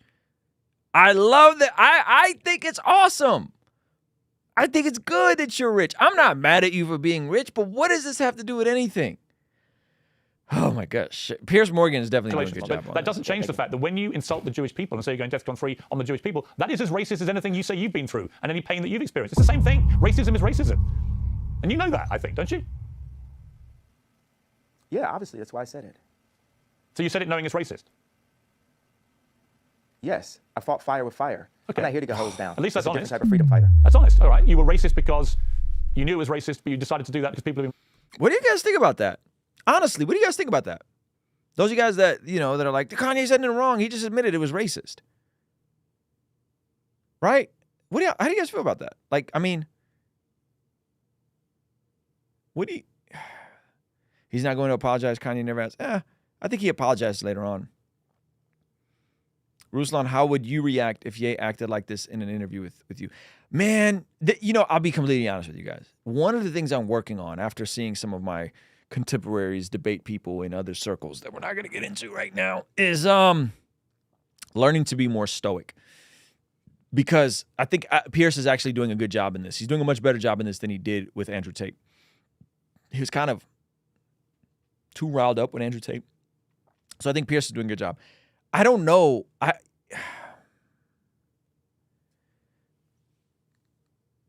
So I've been around Kanye in person before a while ago, and we have a lot of mutual friends. And thankfully, in trying to build, I was kept away from him. And I think in hindsight, I understand why. Because back then I didn't have the temperament to deal with a Kanye like this. Because I couldn't do let me walk on eggshells around you and not tell you the truth. And I think that would have probably escalated very quickly. And Kanye's kind of known for fighting and doing all kinds of stuff behind the scenes. So I don't think I could have done this in person with him. I think it would have escalated, unfortunately. And so I'm trying to, I could have done even better with Rollo. I could have done even better with Rollo, David. Thank you for saying that, though. This is the first time I've ever sided with Piers. For real, fam. Yeah, the type of dude that says, you spell it, I buy it. So I don't think I would have been able to do this. And even with Rollo, like, I think I could have done better with Rollo. There was one part where I started talking about building culture, and so like being stoic and contained in these sorts of conversations, I think is so important. And I'm really in real time trying to understand this and learn this. And I don't think I could have done this with Ye. I don't think I could have done this with Ye, because it probably would have escalated. It probably would have escalated. If he was talking like this to me in person, yeah, it probably would have escalated. Racist to you. Is that your position? No, I'm not. First of all, I can't. What is the beginning? Read the whole tweet. I'm sure you have it in front of it. Somebody in your office has it. Get him a coffee and a Ye tweet. What do you want to know, the whole tweet? I want you to read it out loud, sir. I'm a bit sleepy tonight, but when I wake up, I'm going DEFCON 3 on Jewish people. Shout out to JC. Appreciate you, brother. The funny thing is, I actually can't be anti-Semitic because black people are actually Jew. Also, you guys are toyed with me and tried to blackball anyone who opposes your agenda. That was the exact tweet. I like reading that whole thing. I can't be anti-Semite. I love Jewish people. I work with Jewish people. Yo, watch this. Some of my best friends are Jewish. Right. So you know how that sounds. How many times have you heard that statement? Of course. Of course. Wait. Have we ever heard that term before? But the funny thing is, they are. I work with Dove Charney that got kicked out of his company, out of American Apparel. I work with this guy every day. He's like my twin. He's one of my favorite people in the planet. And we work through that. We talk through it. And he says, Yay, why are you so mad? And I'm like, this is why I'm mad. This contract right here, what's going to happen before I'm done, we're going to open up all of the music industry contracts, all of the publishing deals, all of the athlete deals, all of the acting deals, all of the mortgages. All of the deals. But that's fine. But yeah, that's all fine. Business people who we went at. That's all fine. You can do all that. But it has to start somewhere. Of course you can do all that. And when you do that, has to start somewhere. I hope you won't be judged as a black business person doing it all the time. That people don't phrase it all the time by the color. Hey, Kanye, I don't mean to be this guy. Did he ever give Big Sean his masters back? Did Ye ever give Sean his masters back?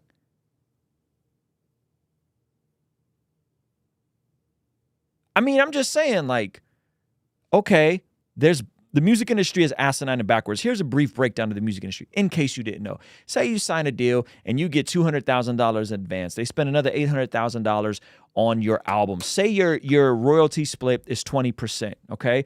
So he has a point here. This is stupid. This is the worst business arrangement ever. Say you get $200,000. They spend another $800,000 on marketing, promoting, recording, and doing all the stuff, music videos for the album. That's $1 million. $1 million spent to make an album. Say that album drops. Say you make, oh, I don't know, $1 million. You would think that you've broken even. Nope, sir, you haven't. You're still in debt because you recoup from your 20%. So you spend $1 million to make an album, okay? And then you know what you got to generate for the label? You got to generate them their million back off of your 20%. So what is if 20% is $1 million, what do you have to generate total? You got to generate $5 million. It's the stupidest system I've ever heard in my life. So think about this. They gave you $200K cash. Boom, you go live off of that. Boom, here's another $800,000 to do the album, do everything with the album. Okay, cool. Now you have to go, not just make the $1 million back, you got to make them $5 million to be recouped. It's a stupid, asinine business plan. But you know what's happening? Because of things like TikTok, because of things like YouTube, rappers now, artists now have the leverage. Because if you have the audience, you may not need to go get the $200,000. Why would you get $200,000? I know brothers making that that have made that a month off of their Spotify. Okay, I know brothers that like there's people making incredible money off of Spotify right now independently. So when you understand that you can control your own audience by driving that, whether it's TikTok, YouTube, Instagram, however you do it, email list, whatever, you can drive people, you can create, then you can get that leverage. And so what's happening now, and it's all you guys that are like, the system's bad, the system's bad. But you know what's happening now? I know folks walking in getting $2 million up front, getting an 80-20 split their way, and only recouping off a 50-50 split. And then when they recoup, it's an 80-50, right? Like, I know multiple people, friends of mine that are getting 7-figure checks. Why? Because they went and built the leverage themselves. They showed proof of concept themselves. Okay? So Kanye is right from one standpoint. However, now the entire industry is inverted on its head, right? Entire industry is inverted on its head. I know somebody right now, a friend of mine, good friend of mine, has a 7-figure offer at an 80-20 split. 7-figure offer up front. He gets 7 figures up front. Here, that's yours. Okay? At a 50-50 split. Why? Because he leveraged social media. And that's even if he wants to go do that. He may not even want to do that. He might go, I'm chilling. I'm going to go ahead and just do it myself, make $100,000 a month off Spotify, right? So Kanye is right from one standpoint. Yes, those are bad deals. Fair enough. However, there's also contracts that we have to sign, and you should have a lawyer to read, okay? And then there's also you participating in the same predatory system that you claim to be a victim of with guys like Big Sean. And I think Push just got his masters back from Ye. So I'm just saying, like, if we're, and I, by the way, ethically, I don't think there's anything wrong with sticking up the labels.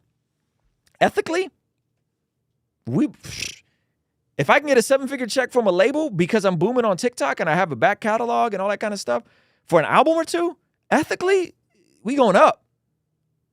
Right? There's nothing wrong with that. Right. Ye is a bit late to the party for changing the music industry and is abusive. Yeah, for sure. You have the green light to take Ye out the race. He wants power. He wants to be God. Yeah. So I don't know what that means, but so things are changing in real time, and I wish he knew and understood this, because then you can bypass all the sketchy weirdos, a part of the system. You can go to these places and get $2 million up front, $3 million up front. I'm talking independent artists getting, for one album, getting $2 million up front. And you own your masters. You maintain the licensing. Because you know what happened? I'm sorry if this is getting too deep into like music industry-esque, but this is the world that I come from. You know what's happening? You know how things have shifted? They used to have to make money off the artist. That was their idea. We got to make money off the artist. We got to keep the artist in there. You know what's shifted now? Now they want to own as much of the pie of everything that's coming in from Spotify and the DSPs, because the more catalog they control under the license, the bigger the payout they get percentage-wise. You see what I'm saying? So you got Universal, you got Warner, you got Sony, and they're trying to get as much as they can, because though they're giving you $2 million and you're recouping that at some point, they're also getting a bigger split. So if I'm, as an independent artist, getting a third of a penny a stream on Spotify, Universal, who has a bigger catalog, is getting a bigger percentage. So it's in their best interest to license as much music as they can, and they're going to make that money back. You see what I'm saying? So like, say hypothetically, I'm getting a third of a penny as an independent artist. If Universal owns 30% of all music being streamed on Spotify, they're getting a penny or two a stream when Spotify divvies that up, because they own and control more of the catalog. So they're not just fighting for the control of whatever's coming in and whatever's booming. They're also fighting and control, because the more revenue they control, the more the higher the percentage they can get for that music, right? And so it's the best time ever to be an independent artist right now. Anyway, I went on a tangent. I think he's too emotional when we came in some information. He has a hard time putting it in a proper context. I just appreciate the conversation it's caused. Of your skin, but by your business acumen. Isn't that what you would like? Isn't that what equality actually means? Of course I'll be judged by that, because when people come into power, people get judged. You know what I'm saying? Like, there's nobody that gets judged more than a straight white male. The straight white male has the least amount of a platform to even speak. A straight white male can't say, my wife hurt me today, because people will say, well, you're hurting women. A straight white male can't say, hey, a black employee didn't come in to work on time, because then people will say you're racist. A straight white male can't speak on a homosexual. I'm right here, Ye. I'm right here, bud. Hey, right here. I'm good. I'm Gucci over here. I'm doing fine. Person, because they'll say you're homophobic. And so I empathize with the position of the straight white male. And part of the reason why I empathize with that. Cool, man. I'll take your empathy, but I think I'm doing just fine. I think I have plenty of opportunity to speak on gender roles, speak against whatever issues I see in society, I'm fine. I just know where the boundaries are. I just know where the boundaries are. I know where the line is because I actually read the community guidelines. I know when to change words out. Instead of saying SUICIDE, I say self-deletion. Instead of saying, the ABORTION word, I probably just misspelled that. I say terminating a babies, right? So we just know where the lines are. We know how to play the game. Position is because I know that I'm headed to that position. And what position that is? Top power position. Okay. That's the top power position where you get all the rocks thrown. And Okay. that's the thing. I have friends, right, that will actually that's the reason why I'm going to be a good leader someday, because I'm really empathetic. But I call black people out on their stuff. I call white people out on their stuff because we're all people. We're actually only one species. And in order to, whether it's my friends texting me like, bro, you got to get in the gym. You're looking chubby in the photo. It's like we have to hold each other accountable. I love that his friends are texting him that because they're right. What's actually happening. And it's so much is based on you did that tweet wrong. So what I will say is, I feel that my words demand more sensitivity for the frequency that I'm operating at and the amount of people that I'm communicating to. And I take that responsibility right now. But I will also say everything happens So he takes some responsibility. This is good. This is good. This is good. for a reason. Because if it had been, and the amount of people that I'm communicating to, and I take that responsibility right now. But I will also say There shouldn't be a but. There shouldn't be a but. everything happens for a reason. Because if it had been perfectly worded in English, and because there's nothing whiter than English itself, right? I'm already not speaking in my mother tongue, right? So if I had perfectly worded it in the most sensitive way, then we wouldn't be here right now. Now we're opening up the conversation. I'm not allowed to say whether or not I'm running for office in 2024, but I'll tell you what, if the left, let's say. He said they're not allowed to say if I'm running for office in 2024. I don't know what that point was. The left would have never supported me anyway. And now I've got to call to attention, I am who you should support. The left did not allow Trump to be president. They treated him like he wasn't even the president. So even then he won, he was losing half of the American people every day, and it divided the country. What I'm saying, whoever goes into office, for British media, for American media, we must support our leaders and not just run this hyper negative. You know what I will? Melania Perez, yes, I think he does think that. I do think he thinks he needs to be extra controversial because that's how Trump got on.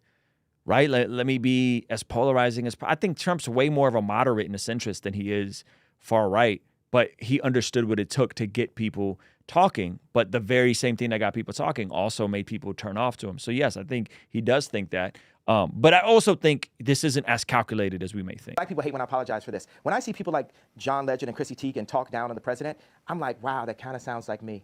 That kind of sounds like the telethon. I opened up this level of disrespect towards our leaders. What an interesting observation.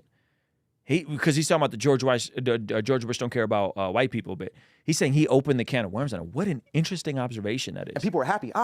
And the left saw that and say, well, let's just have every celebrity do what Ye did at the telethon. So I take responsibility for that moment. And you know what? I just want to give every Jewish person a big hug. Also, I'm envious of the Jewish people. I'm envious of how they don't abort their children. I'm envious of how they don't shoot each other in the streets and then rap about it. I'm envious of how their families stay together. I'm envious that they turn their phones off on Friday night and the family comes together. I'm envious of how they do the business together. And I want that for the dark. But the thing is not to be envious. Like it was like Abba and Preach making a video saying they're envious of religious people. You don't need to be envious. You just should glean the beautiful things from that culture and implement them into your way of life. Turning your phone off, having less screen time, having more family time. Right? So it's a weird thing to say envious, yet never implement. If you're going to be envious, why be envious of something you can implement? Oh, I'm envious of religious folks because they got church. Oh, come to church. Come to church with me, bro. You ain't gotta be envious. Just go to church once a month.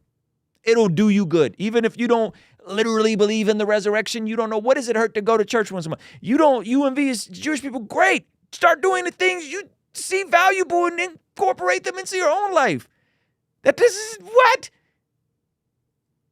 Jews. I want that for the black people. I want that. We need that. God said we should remove the word want, right? Okay. We're going to have that. Okay. And this is the beginning of it. But it seems to me, and correct me if I'm wrong, but it seems to me that you He said, I want that for black people, so then you lead.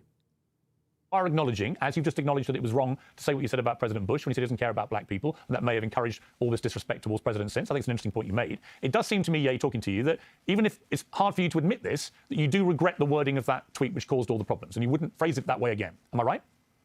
I would tell my dad that. My dad loved the White Lives Matter t-shirt because what audacity does a black man have to wear the exact same t-shirt that a white man could wear? You know, and my dad was a Black Panther. I mean, we have a water purification center. You know, he's like the original Steve Jobs. He's the educated version of me, right? And he liked both of those things, but he said, you know, Ye, he even calls me Ye now. He's like, Ye, you've got to be more sophisticated with your wording. And that wording, like I said, I'm a bit sleepy. And it lacked the sophistication needed to be the true conductor that I am, because it's the conductor's job to bring people together. And that was divisive, which is not who I want to be. Right. So, so I'll tell you that. I'm not looking. And also, let me put out right now. So it sounds like you agree with me. Do you agree with me then? Why did Piers Morgan just pull the Andrew Tate? So we agree then. What color is your Bugatti? We agree. He literally used the Andrew Tate. So you agree with me then? I want to talk. Okay. Let me say that I'm just thinking right now what's on my heart is the idea for people who do actually have severe mental health issues, you know, the word retarded. For, you know, there's parents that have children who actually are mentally ill, and that word is really offensive to those people. So why use it? And just because I was feeling, what's a couple reasons? Because people call me retarded. They treat me like I'm retarded. And so I embrace it. It's like you call somebody a so much, they say, I'm You call somebody a bitch so much, they say, I'm a bitch. You call somebody a retarded so much, you say, I'm retarded. Like, I was exhausted, and I embraced the idea of having a serious mental health issue. But Noah also, but Moses was basically on speed when he was doing what he did. Let me ask you, whoa. Yeah, what are we talking about, bro? This man said Moses was on speed, bro.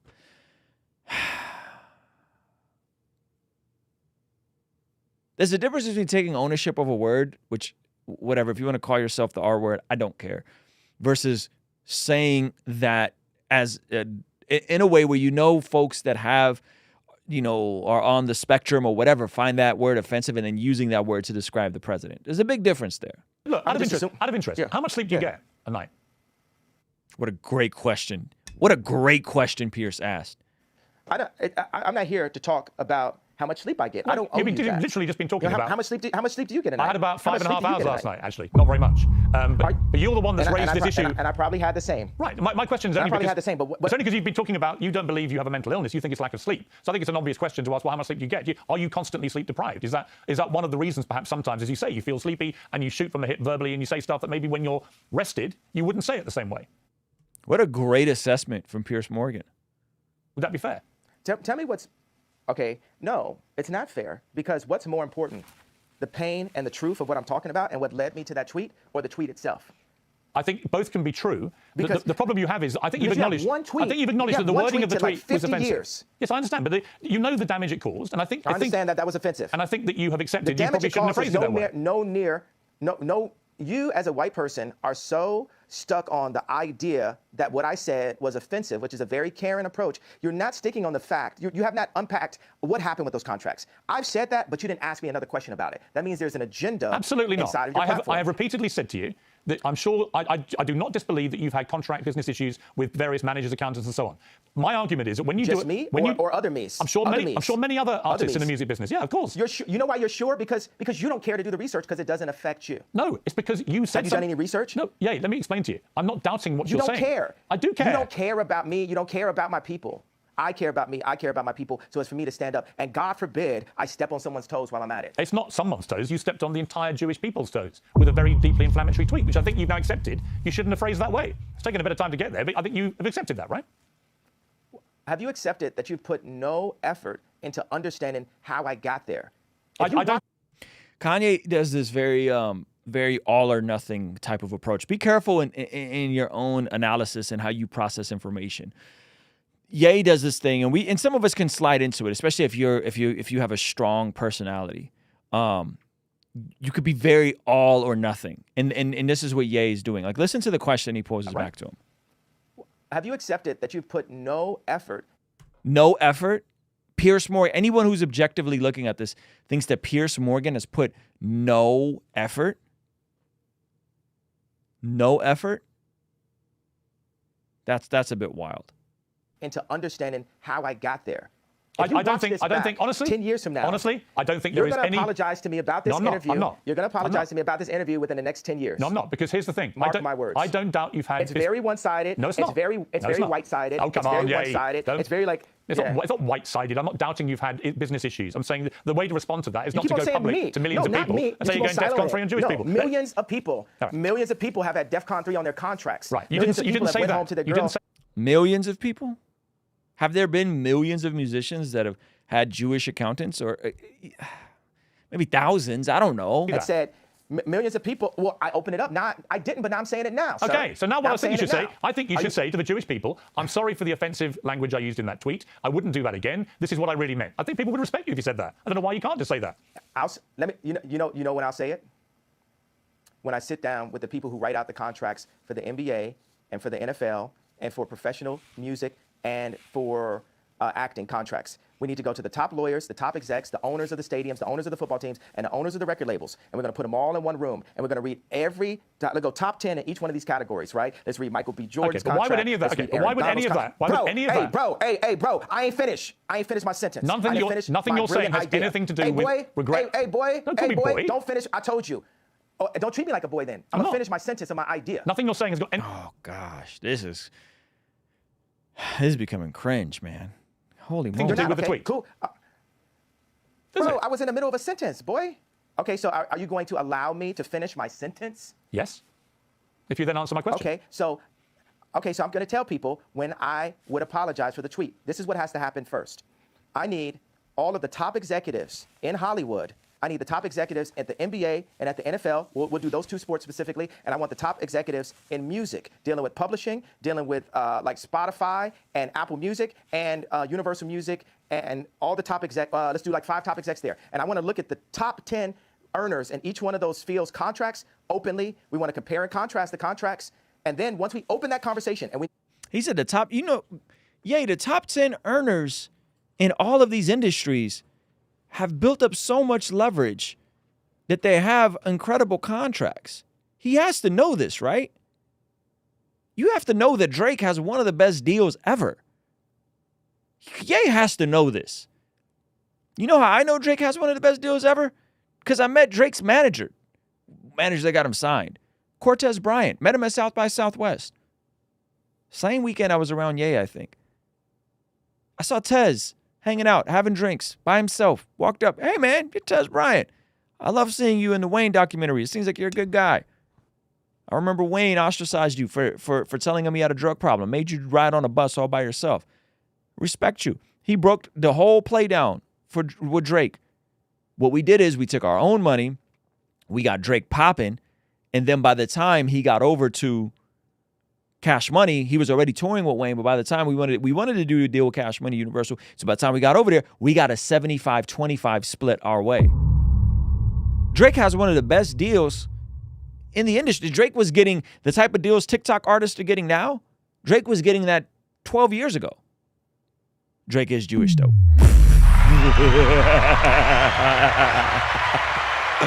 Oh, that's a W take. Who said that?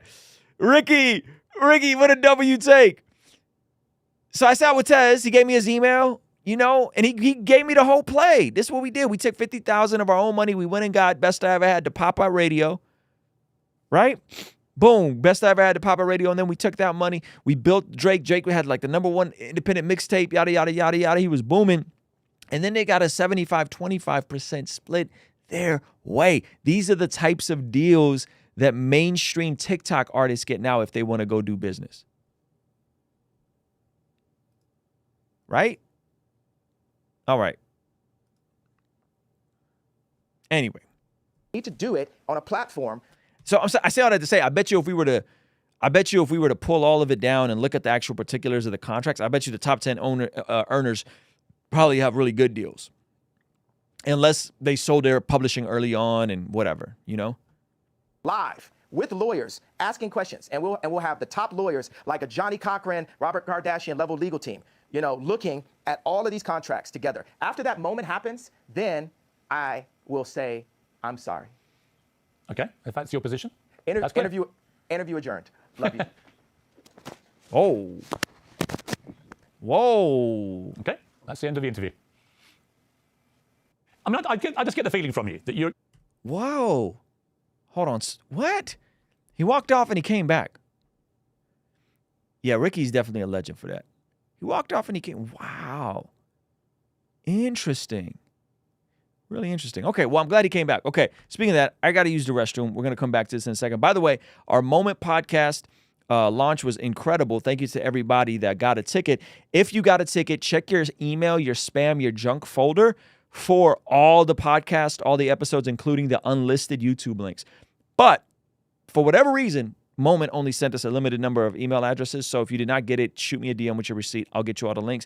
Here's a preview. If you missed it, you can. I think the link is still up. You can still get the replay of it for the next couple of days of our podcast launch on Moment. Here's a preview of it. I'm going to go use the restroom real quick, and I'm going to get a beverage, and I'll be right back. I've always thought it was nasty to not put in 2 weeks. I quit that day. I didn't even wasn't even in the mood to sleep with these girls, but I felt like I had to. How come none of these personalities are ever doing anything benevolent? So I think that there could be a spiritual, maybe potential demonic component that's in there that we haven't explored. The fact that I was single until I was 40, and I knew I was never going to plan a church being a single guy. I wasn't about to set myself up. And then I remember one time my financial advisor at the time, she was like, hey, did you know you're spending more than you're making every month? And I was like, oh, for real? And I'm supposed to, perform. This production assistant's like, hey, here's a Viagra. Take it if you want to take it. Don't if you don't. It's in your hand. It's yours. I teamed up with Moment for the exclusive live premiere of the anticipated Bless God podcast. And the tickets for that are only $7. When you get to the main page, click the yellow Get Ticket button, scroll down to the add-ons and throw in your ticket to the after party as well as some exclusive merchandise. And I will see you there. Ruslan.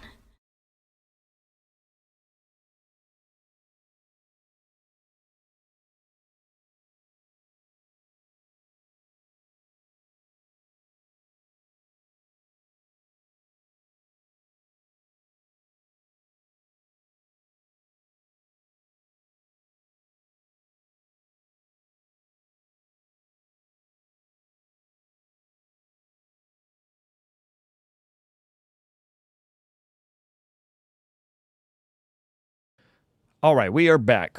Appreciate you guys' patience. Had to get a beverage. Let's get back to this Kanye interview. Thank you for everybody that's here. Let me know how you guys are doing. I did not see your guys' comments while I was gone.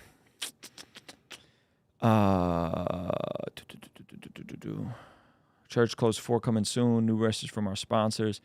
I didn't have a way to DM. Nikki, are you on Patreon? Can you send me to Patreon?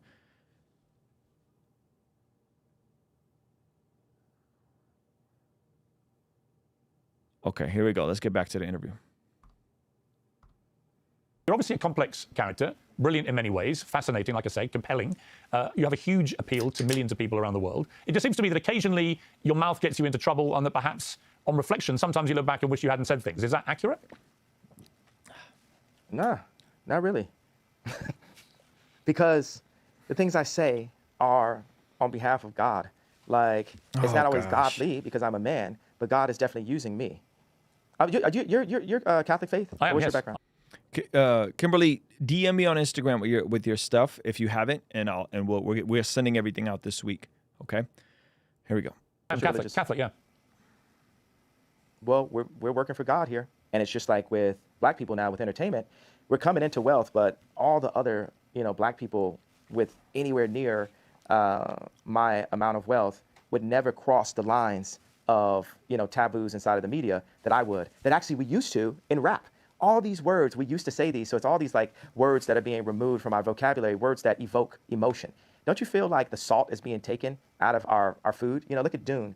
The people who control the salt controlled all the money, and people are trying to control the salt, and it's salt in our language. That's why I will not apologize for having a bit of salt in my words. I will say, hey, this can be improved on, but it's like, hey, look, I'm an update. You're looking That's not, I don't know how he's using salt.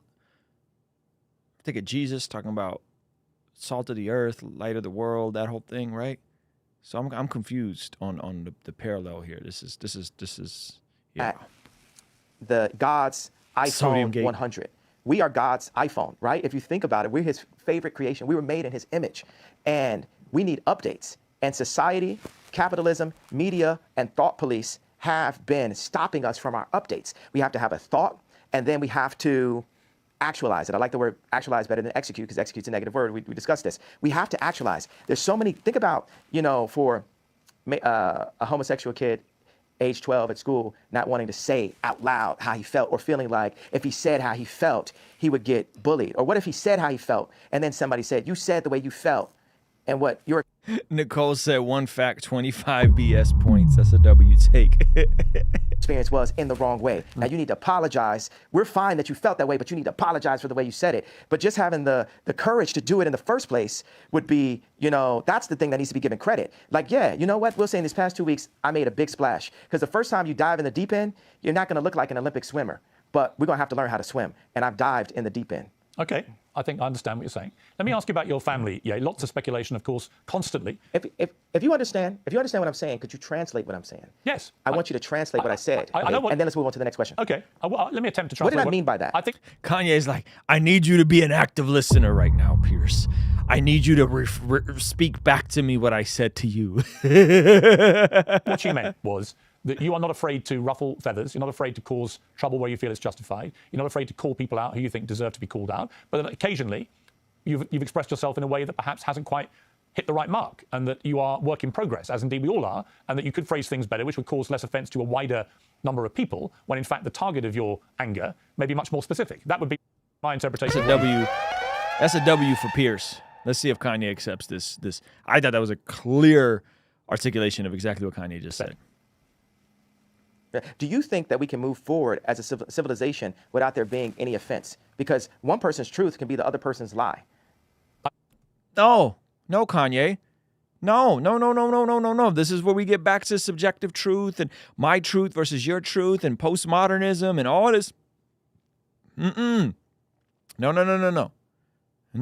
There's an objective truth. And yes, there's subjective experiences and there's subjective hurt.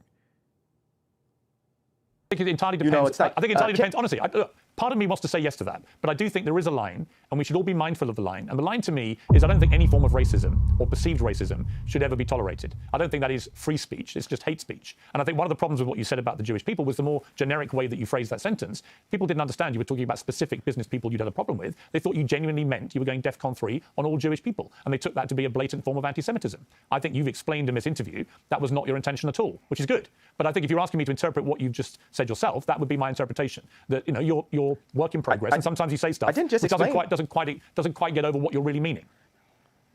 But what I really mean is, I don't want it to be settled. I don't want to be forgiven by Jewish people until we get to what the problem really is. I don't want, like Elon, he got on.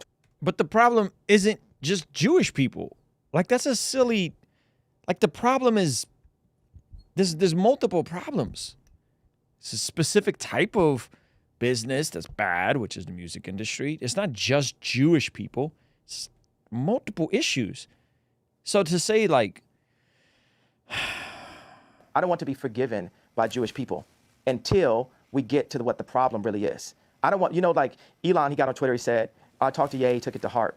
And I liked my boy standing up for me, but I was like, the fight isn't done though. Everybody, white media, left media, they just want to squash the fight. They want to keep the pain of George Floyd going, right? But they don't want the pain of our representatives. What did Elon Musk say to you about the tweet, out of interest? It's vague to me right now. I don't want to misquote him. What was the general point of what you're saying? It's vague to me. Remember. It's truly vague to me. I'm an honest person. I tell you what it was. What I keep on saying, it's just always about this tweet. It's so much more. If you look back at this interview, and it's like a direction arrow. It's more in the direction of fixing the statement than fixing the problem. I think both. That's my problem. I understand, but I would say to that, I think they're two different things, and you can fix both actually. And I accept that part of what you were trying to do and the point you were trying to make, I completely understand it because you've explained it in more detail. On Elon Musk, there is a suggestion that when he gets control of Twitter, which seems likely now, that he will bring you back. He'll bring Donald Trump back. Do you think that would be right? It'll be lit. Do you think it's wrong that you and Trump have been banned from these platforms? Absolutely. I was talking to Trump a couple days ago, and that's an interesting point. Kanye was talking to Trump a couple of days ago. We just brushed over that. Wow, okay. That's cool.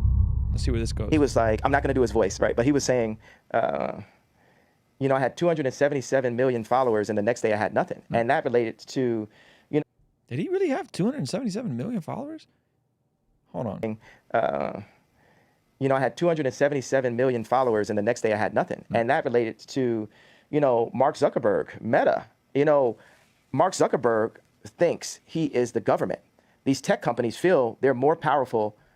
This is a W take, by the way, from Senior Conrad. This is a good take. He said, Ye is saying you judge all black people based on a stereotype, so he's going to judge all Jewish people based on a stereotypes, and he will apologize when everyone else apologizes for doing the same for doing that to black people. I get the idea.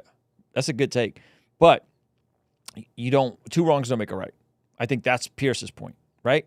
Two wrongs don't make a right here.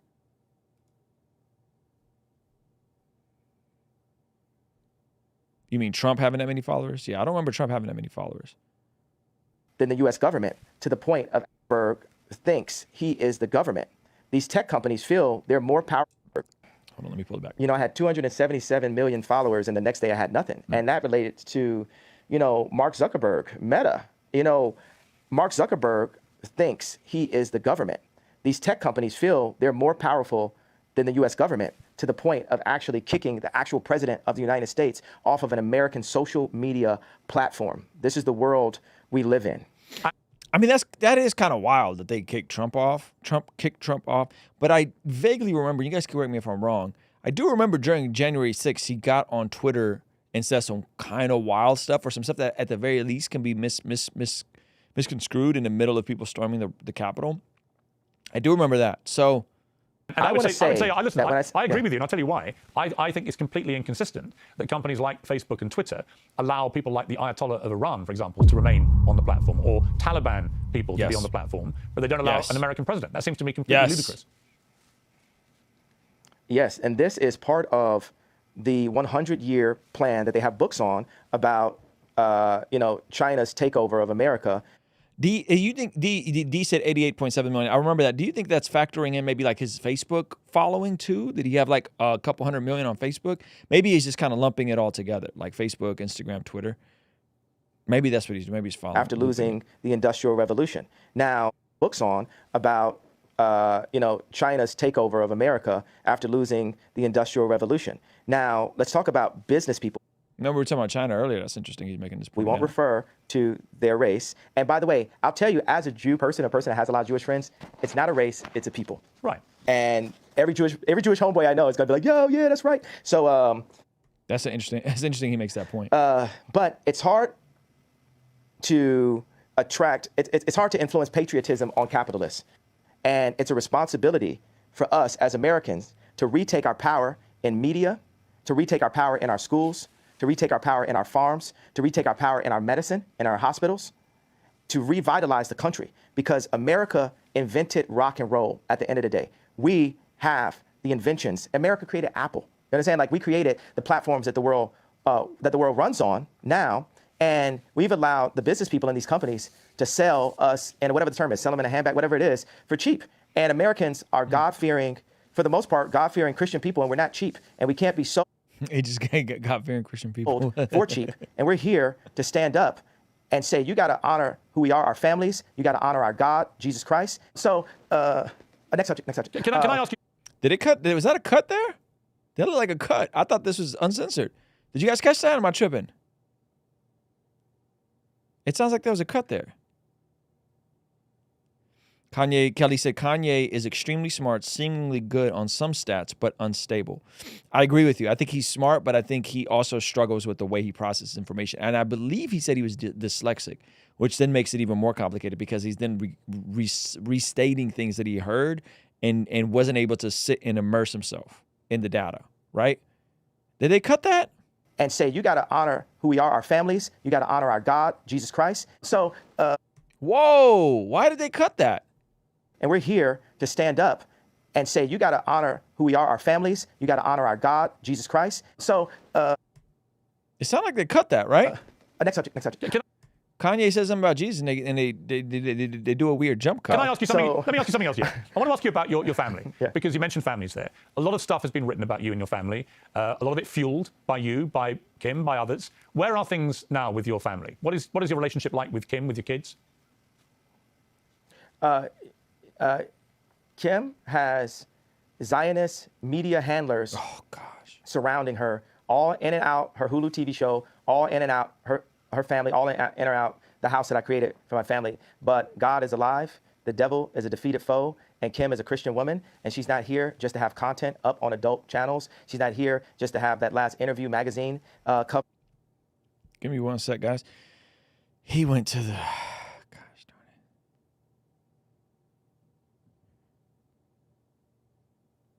Give me one sec. Oh, goodness. Jonathan, I don't see your DM. Where'd you send it?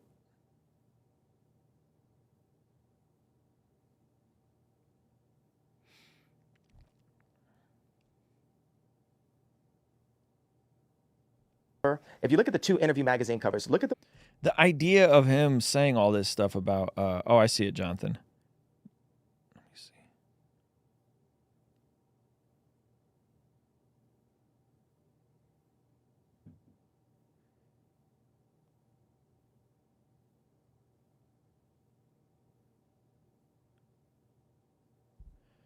Off the Curb Ministry did a video about the media loves to censor Jesus. Don't talk about the Jews, they'll get you. Goes to show you being a Christian is just singing about Jesus. Anyone could sing a song about Jesus. You got to surrender your life to Jesus. Amen. Yeah, I mean, at some point, you got to know who you married. You're right, Kelly. You got to know who you married. Man. That I created for my family. But God is alive. The devil is a defeated foe. And Kim is a Christian woman. And she's not here just to have content up on adult channels. She's not here just to have that last interview magazine cover. If you look at the 2 interview magazine covers, look at the one when I was there and look at the one when I'm not there. And that's the reason why this Tuskegee... Now, to be fair, Kanye was definitely having he was definitely, you know, Kim was on her modesty tip when she was with Ye. We have to keep it a buck. Now, I don't know where Kim is with Jesus, nor would I ever presume to, to know. But what I do remember is Kim started going to church before Kanye, because I remember her hearing about her popping in to VU Church, and her and Kanye, but her specifically popping into VU Church, donating a lot of money to VU Church, and doing things way before Kanye was on Jesus King. I'm talking years before. And that's how Pastor Rich Wilkinson, which I have a lot of mutual friends with, married Kanye and Kim. Probably, in hindsight, probably before he should have, and probably should have definitely given him more premarital counseling. So I don't know where Kim is with, I don't know where Kim is with the Lord, but I would definitely say that there's a lot of incongruence with her and how she's portrayed herself. So, it's just me from the little information that I do have. But he's speaking these things with such certainty. Kim is a Christian. Maybe she professes faith in Jesus. I'm sure she professes faith in Jesus, but to call her a Christian, anyone that's a Christian that's born again, I don't care if it's Zion handlers or Hulu or a toxic mom or whoever, anyone that's a Christian is going to look and act different and be able to be submitted to the Holy Spirit in their life. I don't care what pressures are around you. Shout out to Joshua for the super chat. He says, I feel like Ye has a prophet complex. God told me to say this, therefore I'm right and you're wrong. 100%. 100%. Yeah, that's a big statement. Him calling Kim being a Christian. Yeah, so to be fair, so I'm just adding the context I know. I'm not co-signing what he said. I'm adding the context I know specifically about Kim, okay? Now, her wilding out with Pete and that whole thing and letting Pete antagonize him, I don't think that was very Christian, in my opinion, But I'm sure Pete would say he was doing that as a response to Kanye being wild back then. Experiment of such that's happened to the black community, where they took the fathers out of the home and the leaders out of the community and have torn apart the community. Now they've seen that's worked, and they're doing that to America. They're attempting, they're trying. I mean, that It's not interview, gonna work on our dime, the though, interview because magazine cover you're talking about, I think, is the one where she was basically semi-naked in front of the American flag. And I thought that was pretty distasteful, actually. It was about the American dream. And I thought, well, if that's the American dream, we're all screwed. I mean, in America. and I agree with that. And I didn't feel the platform to voice my opinion because I want to, it's always like, hey, this is your kid's mother. But it's time with the leaders. Like, I'm still the priest of that home, Chris. I'm still the priest of that home. They want to make it this matriarch society, all that, and but I am the priest of this home, and God is alive. Come on. I am the living Robert Kardashian. But And you I'm gonna- gotta act like it. Yay. Please, my brother, tap in. Get a good therapist. I got a great Christian therapist. Y'all know Kanye follows me on Instagram. Not to say that he knows me or knows what I do, but I've been trying to get this man connected with Dr. Rudy. I put together a whole free course called mastermyhabits.com with my Christian therapist, trying to get him connected to a good Christian and maybe that won't even do anything for him. But if you're going to be the priest of your home, I love that language, but you got to act accordingly, my brother. A priest don't be walking around with different girlfriends every 6 months. A priest don't be out here in the streets. A priest ain't best friends with Future and whoever else. Like that's not a priest, my man. Gosh, stand man. up for what God would want. Like, I love the sentiment behind that statement, but it's so inconsistent. As a Christian, and then people say as a Christian, oh, is alive. I am the living Robert Kardashian, and I'm going to stand up for what God would want as a Christian. And then people say as a Christian, oh, you're not supposed to curse. You're not supposed to have righteous indignation. But I do, Kanye, that's the least of everyone's concerns, bro. Bro, it's you banging out different chicks every other month. Before Kim was with Pete, I think. Timeline might be right? Like, priests don't go on Drink Champs and get drunk. That turned into sober. A priest go on Drink Champs, that's sober champs. We drinking yerba mate. We lit off of yerba tea. That's it. So the least of anyone's concerns is you cussing, bro. Goodness. Christians had swords also. Christians got guns. I tell you that. No problem with you having a sword and a gun, Kanye. That's not the concern, my brother. So. But do you talk to Kim? I mean, there in. have been reports, that you and Kim don't really talk at the moment. She's distancing herself from you because of the stuff you've been saying was getting controversy. Is that true? I mean, John Legend is distancing himself from me and buying more Christmas sweaters in the middle of spring also. So. Yo, I'm not gonna lie. Some of Kanye's jabs at his ex-friends is pretty funny. That was a funny jab. That was funny. I'm not saying that they're making the right decisions. She's being influenced. But I guarantee you, what's not finna happen? We're not finna see her in one of them John Legend Christmas sweaters no time soon. But do you talk to her? Are you still in touch with her? Wait a second, don't you think it's like funny to like make a joke out of stuff sometimes? Don't you think like God has a sense of humor? Of God, course. but watch this. God, when I got married, I bought this house. I I did this tour and spent all the money I had on this house to like surprise Kim and give her this house that she wanted, that Lisa Marie Presley used to own. And then I got the house, and then I put all this money into renovation. And then there goes the neighborhood. Drake moves down the street 5 blocks. And that's when I knew God was funny. But watch, this is where God is even funnier. Here goes like Louis C.K. Part 2 level, because Louis C.K. is the funniest man alive. Uncancel him now, right? So and he was funnier before he's canceled because all he would do is type of jokes that you get canceled on, right? So I got an office outside of Crenshaw, like in an opportunity zone. And this office, 57,000 square foot office, is the one that Tucker Carlson came to visit me at. And I look out the window, and whose office is being built, a brand new one? The Skims office. It's like, who's writing this stuff? You know what I'm saying? Like, God is funny. So Skims is Kim's company. That's the thing. We always got to be like, we got to be funny. We got to have a sense of humor. Like, But yeah, let me ask you. There's a lot. Yeah. But are you sad that you're getting divorced? Are you sad the relationship came to an end? Yeah, that's a good point. Was that him? God has a sense of humor, and then he has a sense of humor. Is that like a little alignment with? That's a weird little. The sequence of that statement was a little weird. That happened 2 years. We got the divorce 2 years. Yeah. Yeah. We've been got divorced. Yeah. I mean, let me rephrase that. Are you sad that you're no longer together? That you're divorced? We'll always be together.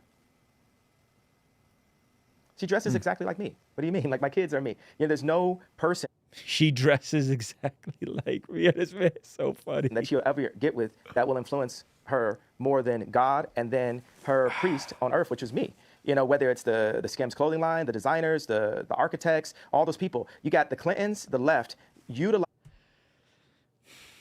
I feel, you know, is a part of me that feels bad for Kanye. I remember the last time, third to the last time I saw Kanye in person, Jesus the King at the Forum.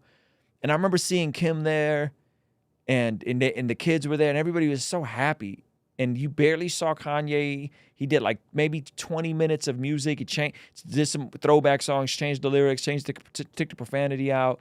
I remember Kim being really happy. So it's so sad. Like I think this is a byproduct of a number of things being like compounding. Like, and it seems like a lot of it started with COVID. Last time I saw Kanye in person was Jesus is King in Pigeon Forge, Tennessee. I actually got a vlog of it up. And he just seemed like a different person, man.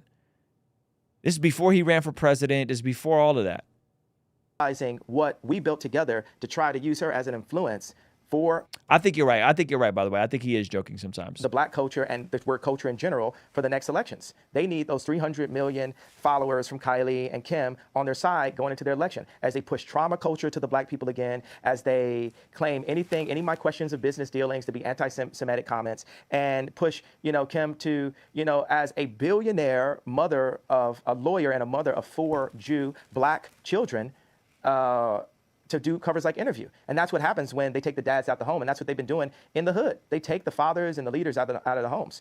And if we keep on allowing this to happen and we don't have some level of a decency clause inside of our media on what everyone sees, like when I was young and I would go to the video store, if I wanted to go into the adult section, it was a curtain. It was a person sitting there watching, making sure that kids didn't go in. If the kids went into that section, there was a video camera and you'd be escorted out of that section. Now that section is forced through TikTok.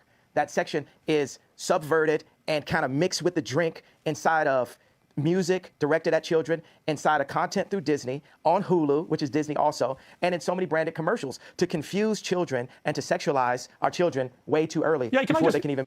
I think that, I mean, he makes a fair point. Like, it's a lot of stuff that you could argue is children being hypersexualized, you know? So he'll like who said that earlier? He said one really good factual point, and then it'd just be a bunch of other stuff around it, you know. But that's a really good point. Make their own decisions about their life. You make some. Yeah, this is actually faster than 1.2. This is 1.5 because there's no way we'd get through the whole interview if I played it regularly. Very interesting points again. Just to clarify one thing though, you are actually divorced, are you? Because my understanding was that you weren't actually divorced yet. You know, I ask God the same question some mornings. Am I divorced, God? Am I divorced? Because I might be divorced on paper, but I'm not divorced of the idea of being the protector of not only this person who is so influential. Imagine Kim making all of her decisions that she does publicly. You know, grown folks' business is grown folks' business. Never know what could happen with a little sippy or whatever. But, you know, all the decisions that she makes publicly being based on an audience of one. And Piers, what audience do you think I'm saying that is? Nicole got an ill question. Nicole said, then why recreate? If you're going to make a point of kids being hypersexualized, then why recreate with someone that historically sexualizes herself? That's a good question. That's a good question. Brittany, where did you send the email to? Where'd you send the email to? I got you. Just let me know where you sent the email to. She's asking about the moment. By the way, we sent out all the links. If you didn't get your link, check your spam and your junk email. If it's not in there, then text me your email that you ordered everything with, and I'll send it to you right now to my DM. Okay, I got you. Give me one sec. I see you, Jonathan. Jonathan, I'm gonna mark your conversation.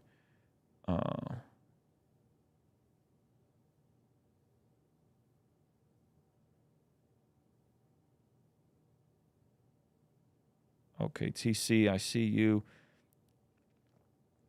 I need you guys' emails to be able to send everything to you properly, okay? So, okay.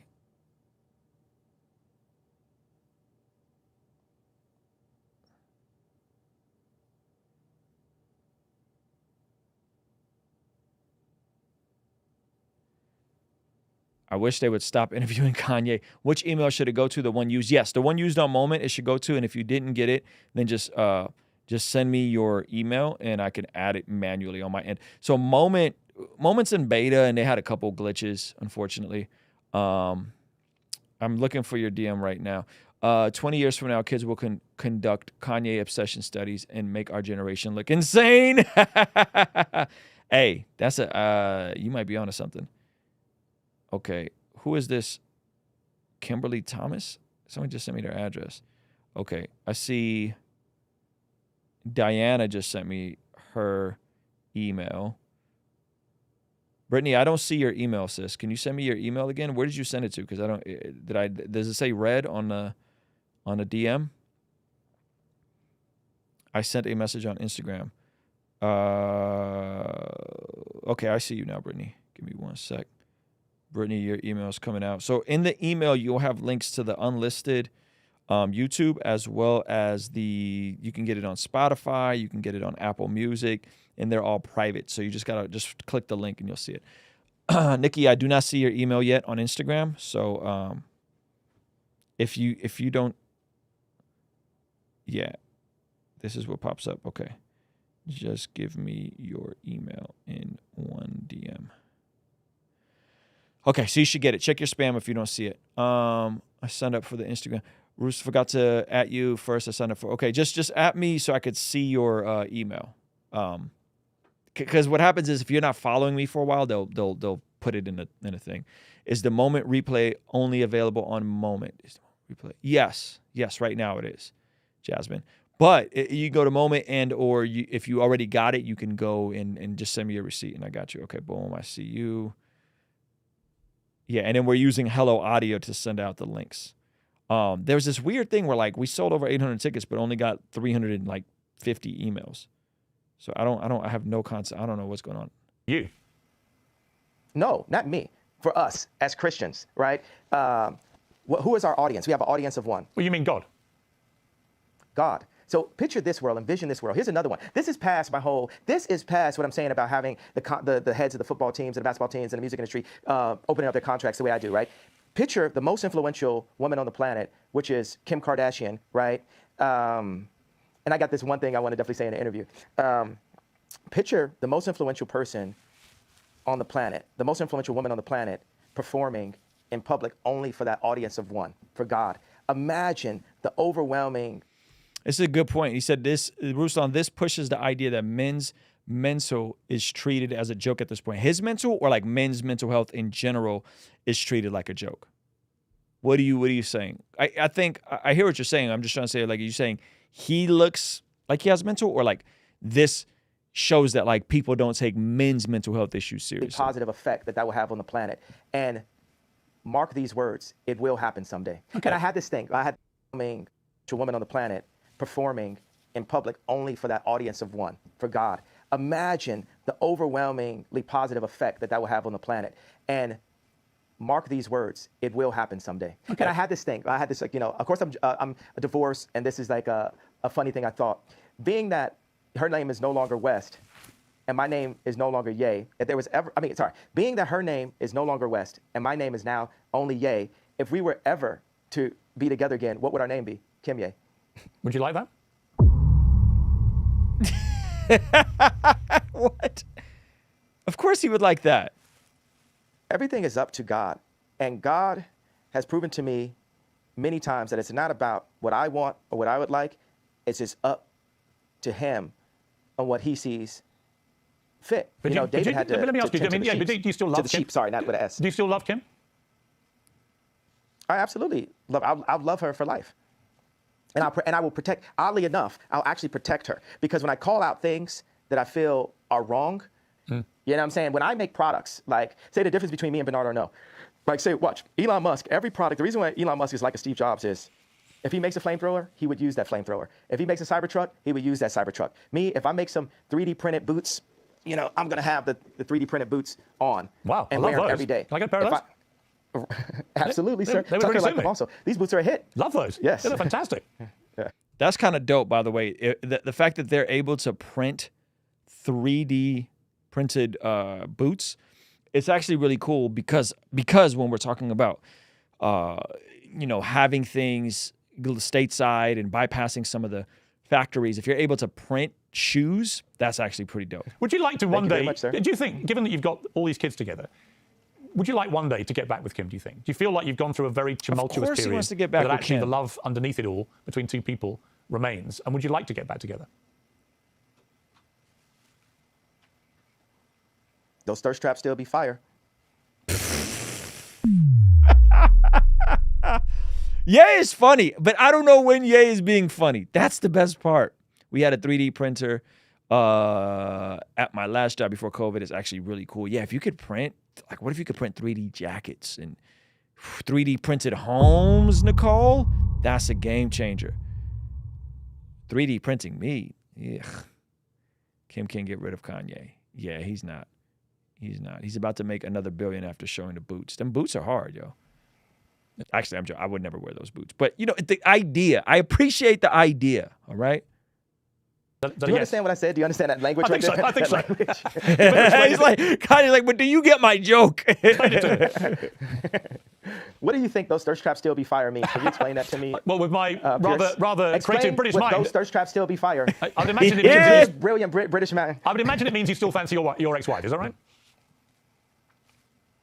You know, I would prefer to not be put on this. I would prefer to not be put on the spot on these kind of questions. What I could say is, God is alive, and He places people. He placed David in to tend to Narcissus. God had David tend to the sheep, knowing that one day He would prepare him to fight Goliath. Mm-hmm. So I believe that day of me fighting Goliath has been this past 2 weeks. The media is Goliath, and there would be no chance of having a civil civilization or a civil democracy in America without me challenging the media 2 years out from the election. Because this thing that I'm challenging may be setting myself up to one day be able to be president, or it's maybe for the other president. But regardless, we have to have some deep. That was a smooth dodge, Jasmine. He maneuvered all over that question.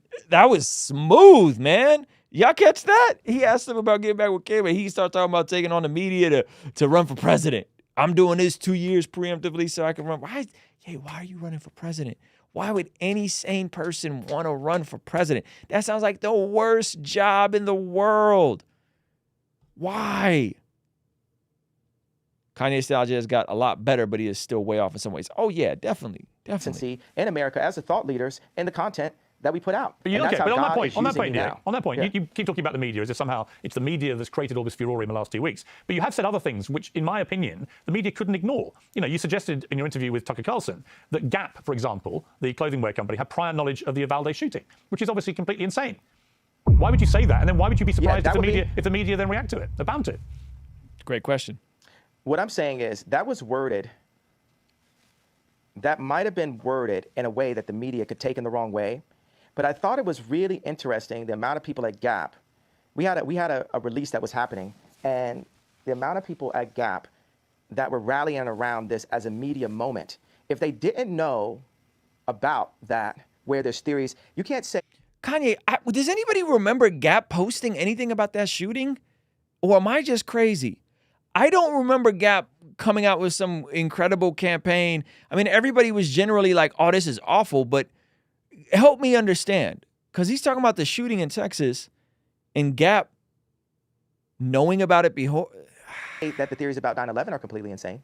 Actually, that's just the person I am. I'm that kind of person. Well, look, you're perfectly entitled to have theories. I think most of them are completely insane. But on this specific one, on Uvalde, you even suggested that Matthew McConaughey it was all a bit weird that he was speaking so early about it when in fact he came from Uvalde and spoke very passionately after this atrocity.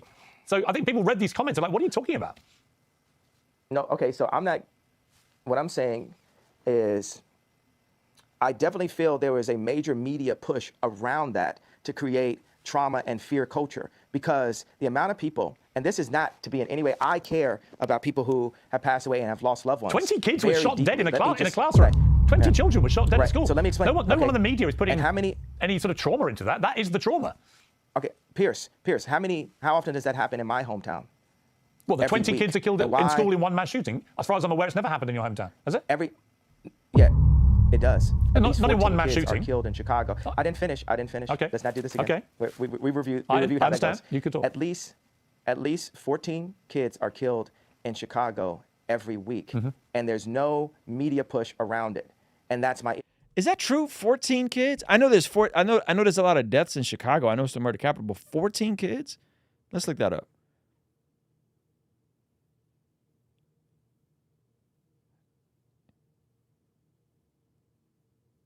Because I think the murder rate in Chicago is like under. Elected officials from Chicago area expressed shock and grief Tuesday after a shooting left 19 children and 2 adults. Okay, so I don't even see anything in Chicago. According to Community Alert Chicago Police, there have been 19 robberies reported. Has anybody else heard that statistic? I've never heard that statistics in my life. When you hear of these shootings, according to Chicago, he hasn't even looked back at them. Well, remember that one time he said he was going to move back. This is the part of the interview that gets really good. Piers asking some good question. Yeah, I don't know where he's pulling that number from. Let's look at, okay, because 14 kids are getting killed in Chicago every week. There's 52 weeks. That means that there's 728, or he's not using the word kids as in children. He's using the word kids as in people, right? There's a Chicago is a city, then Chicago Metropolitan. I think he is combining errors. Okay, whatever. What is the murder rate for Chicago? Murder rate Chicago. Let's just look up the actual numbers. There's tons of teens shot every day. Okay, so the murder rate in Chicago was 2,700. Okay, so you're talking about teens. Age. Let's look up by age. By age. So if you're going by age, I got 276 kids in 2022. And so how many is that? You said 276? Yeah, that's not 14 a week, though. Right? I mean, am I doing the numbers wrong, Bendito? How many weeks? We got 3 months left in a year. So how many, what is that? So let's just call it 40 weeks. It's 6.9, right? I got 26 kids, 16 and under in 2021. Yeah, so I don't know how you came to those numbers. Based on those numbers, if you're doing 2021 numbers, 276, I mean, that's still an awful number, but 276 kids divided by 52, that's 5 kids a week. So he said 14 kids. So I don't know. I don't know how he came to those numbers. It's still awful. Kids under 16 is still terrible, but I'm not sure how he came to those numbers. Those are very interesting numbers that he said. There's still too much. Absolutely too much. But to be fair, there's a difference between 16-year-olds getting killed in the street and a mass shooting where elementary school kids are getting killed. There's a difference there. Now, Chicago completely undercovered in terms of coverage for the issues going on there and how bad they are and how to fix it. I don't know how to fix any of that stuff. Yeah, it's weird. It's weird to even calculate that, right, Billy? You're right. But I still don't understand where he's getting those numbers from. I still don't get, I'm not following along where that's coming from. Because numbers matter. Like if you're going to quote numbers in statistics, you got to know those numbers to be accurate, right? Maybe there was a week where 14 died in 1 week. Yes, I've heard of that for sure. But he said every week. So then it's like, anyway. When I was at Gap, there was no media push around the killings in Chicago. But I would agree. I agree with you. I completely agree. My youngest son has recently been at the University of Chicago for a year, and there were 2 students shot in that time. I completely agree that there is never enough attention given to all the slaughter from gun violence in Chicago. Completely agree with you. What I can't agree with is any suggestion by you that anyone at Gap or Matthew McConaughey or anybody else had any prior knowledge of what happened to Uvalde. Of course they didn't. What I'm saying is, I'm not saying they did, but with the amount of attention that went, understand, I was jealous, once again. I did a video, Daughter of Zion, on the Purge Act. It was kind of long. I might still put it out. I did a video trying to figure out how much of the conservative speaking points about it was accurate, and it seemed kind of mixed. So I just hadn't gotten around to putting it out. I'm jealous that so much attention went in this direction, but doesn't go into the direction of Chicago when the same thing, the same amount of people. That's what you should say. I'm not finished. Yeah, but it comes down to the way you phrase these things. Bro, hey, I just said it. Yes. Like I just said, you're not always going to say the things the right way, but at least I have the bravery to open the conversation. Your first sentence isn't your last sentence. My first rap that I told wasn't my last rap that I told. And now that's the whole point. It's said. Once it's said, accept that it was said. I am the iPhone 20, right? I'm growing. I'm a hybrid. I'm updating. I'm constantly updating. That's what you're supposed to do. You can't drag me back because you enjoy that, right? When you bring it up, I'm saying, hey, this is what I'm saying. I felt, think about this. Have you ever heard the term premeditated murder? Yes. I feel like the George Floyd was a premeditated murder. That's my feeling based off of, and we never got to that in the beginning, but that's my feeling based off of the information I saw in the documentary. I think it was a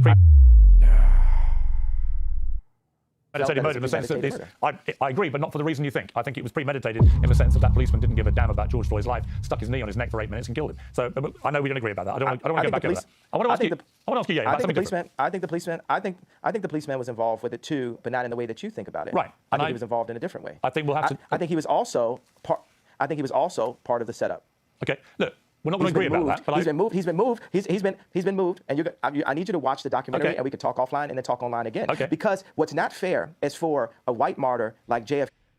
Amazing Lucas debunking documentary. Everybody go watch it. Maybe I should do a whole reaction to it. What do you guys think? Drop a 1 in the chat if you guys want me to react to Amazing Lucas's entire documentary.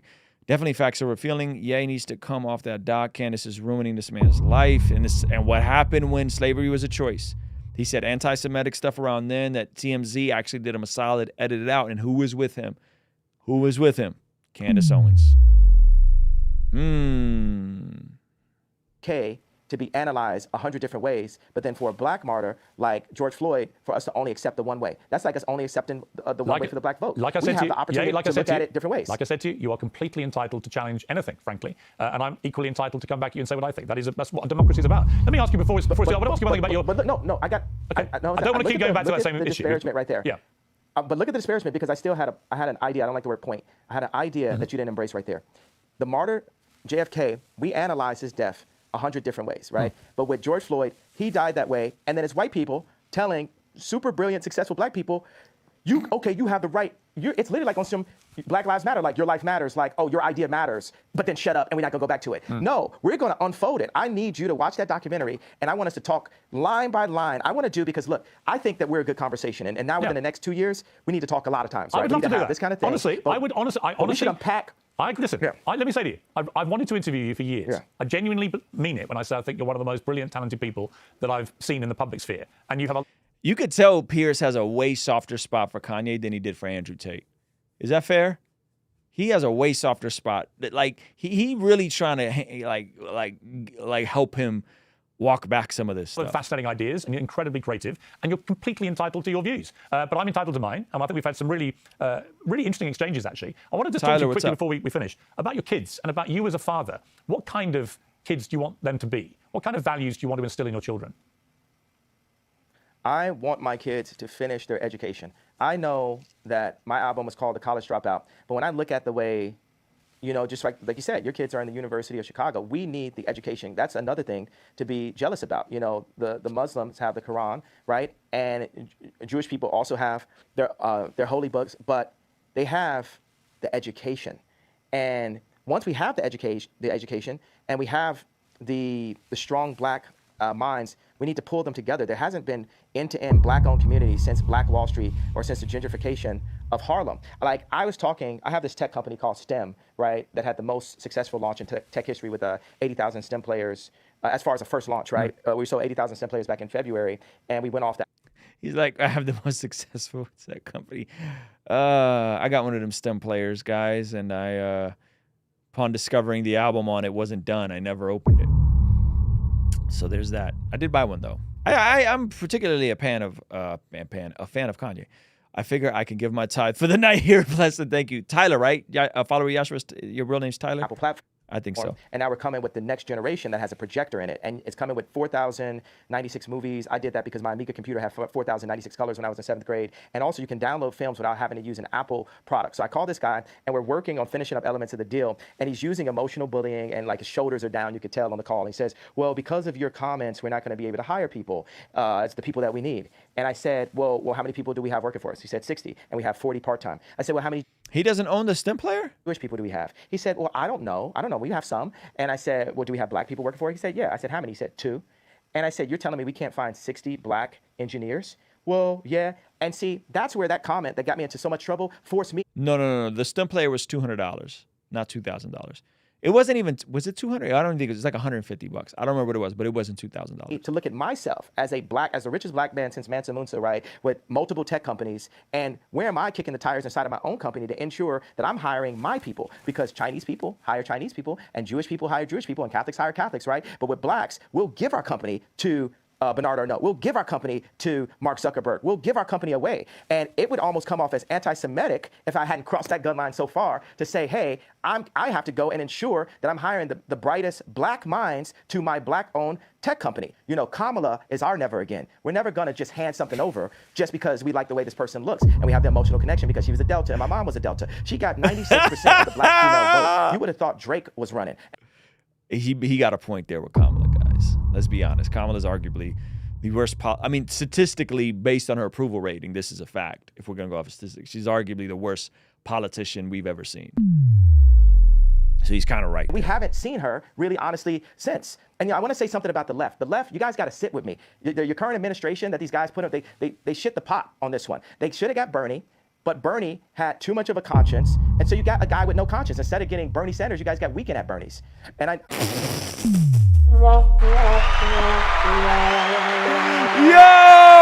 That is the quotable. That is the quotable. Fam, that was funny. Pull that back. Bernie. Wow. About the left, you guys got to sit with me. Your current administration that these guys put up, they shit the pot on this one. They should have got Bernie, but Bernie had too much of a conscience, and so you got a guy with no conscience. Instead of getting Bernie Sanders, you guys got Weekend at Bernie's, and and you know that you don't like. Wow, that's hilarious. This man is a comedian. Wow. Tyler, yes, we're gonna have the hats available on. We're having issues with Moment in terms of their store interface, so I think we're just going to put everything up on the main shop, so blessguy.shop, so just bear with us. But yeah, we're working on the hats, my guy. I promise you. Yo, instead of getting Bernie, we got Weekend at Bernie's burned. Sheesh. Where we're at right now, so we got to have a conversation going in. When you listen, how to just to be clear, I'm not a big fan of Bernie's policies or the fact that he's a communist. I mean, I'm not saying that as a derogatory. He literally went to Moscow for his honeymoon. But they did Bernie foul. Like, I think everything the Democrats are dealing with, they deserve because it's all self-made. They were disgusting with how they treated Bernie in 2016, pushing Hillary up there, who was a terrible candidate. And so they made their bet. And I think that's very accurate. The Bernie was the guy in 2016, and the media the leftist media somehow just completely pooped on him.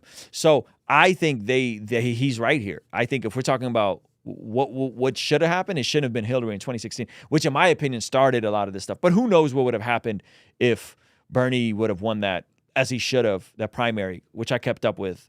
Who knows what would have happened between him and Trump, and then who knows what would have happened if he had got elected. I don't know, but that was fun. I disagree with you about President Biden or Kamala Harris for that matter. Let me ask you about someone we haven't mentioned, Vladimir Putin, and what he's been doing in Ukraine. What is your view of that? What does it matter? Okay, Piers, call me, man. Piers, you're reaching, bro. Piers. What about Vladimir Putin? What about Vladimir Putin? Who wants to hear Kanye talk about geopolitical international affairs? This is the biggest L from Piers in this entire interview. This is like a stupid question he would have asked Andrew Tate. What a dumb question. Hey, Kanye, you're a genius creative and a multi-discipline artist who has some issues, clearly. What do you think about Vladimir Putin? What, bro? I do not believe in war, and I believe that there is ways that America could have avoided this war. Someone get Ja Rule on the phone. 9/11 just happened. Where's Ja Rule? What Ja Rule think? That's what this reminds me of. Y'all remember that Dave Chappelle skit? But Biden has money. Biden has reasons for us to be at war right now for selfish reasons. And what I would like to do, without giving you too much information, I would like to speak with my political advisors to give you the exact I would love to know who Kanye's political advisors are. Information. I'm not going to, hey, watch this one, Piers. I'm not going to shoot from the hip on this one, especially talking about war and things as sensitive as Ukraine and the Russian war. No, we already got that, the RET. That's the biggest W for Kanye. Not the biggest W. That's definitely a W for Kanye in this exchange. Holy moly. What a terrible question. Someone get Ja Rule on the phone. What a terrible question. What a terrible question.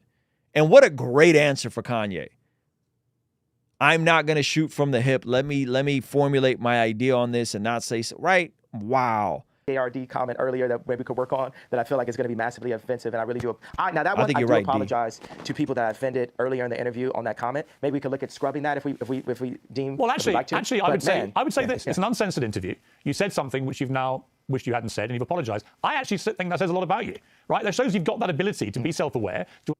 Pierce, you said it's an uncensored interview, but the moment Kanye said Jesus, all of a sudden the interview got censored. Okay, let's stop it. There's definitely some cuts in this interview. Anybody watching this interview can tell. Okay, so let's stop with this is uncensored. You definitely censored something. We don't know what, but you censored something. Okay, so this is the part of the end of the interview where they chopped up in that trailer where I think Kanye is going to start crying here. I understand when you cross a line. I think someone like you, with all your energy and creativity and your passion, you're going to say stuff. The way that you talk constantly and in such an extraordinary manner, you're going to trip up. You're going to say things the wrong way. I don't think there's anything wrong in when you do that. I think I agree that now this is getting exploitive. I'm sorry, I crossed the line. I apologize. It's actually quite empowering. You know what I think? You know what I think I'll go ahead and do? I feel that I've given the platform, and I think by holding the idea of an apology hostage is not godlike. Correct. I feel like we have to free. Yeah, and I think that's the point that you've been making. And because we sat down and had this conversation, I will say I'm sorry for the people that I hurt with the DEFCON, the confusion that I call. I feel like I cause hurt and confusion. And I'm sorry for the families of the people that had nothing to do with the trauma that I had been through, and that I use my platform where you say hurt people. And I was hurt. I was frustrated. I was frustrated that Gap hadn't opened stores. I was frustrated that I spent time with a gentleman who I love him, his wife, his kids, David Simon, and to open stores. And then he called Bob Martin at Gap and said, I'm not going to open the stores. And I've just been frustrated. I just want to open my widow stores. And I want to say that it's wrong to hold an apology hostage.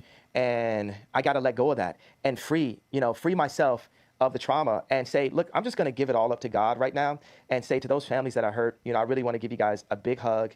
And I want to, I say, I'm sorry for hurting you with my comments. And I want to word it in not in like a political way, but in a presidential way, which means what I knew a president to be when I was growing up, in a sincere way. You know how people give those kind of, I want to give an apology, and you're like, but did you? You know what I'm saying? Like, no, it has to be, I want to go to every person's grandmother and grandfather and every person's son and daughter, aunt and uncle, and give them a hug and say, you know what?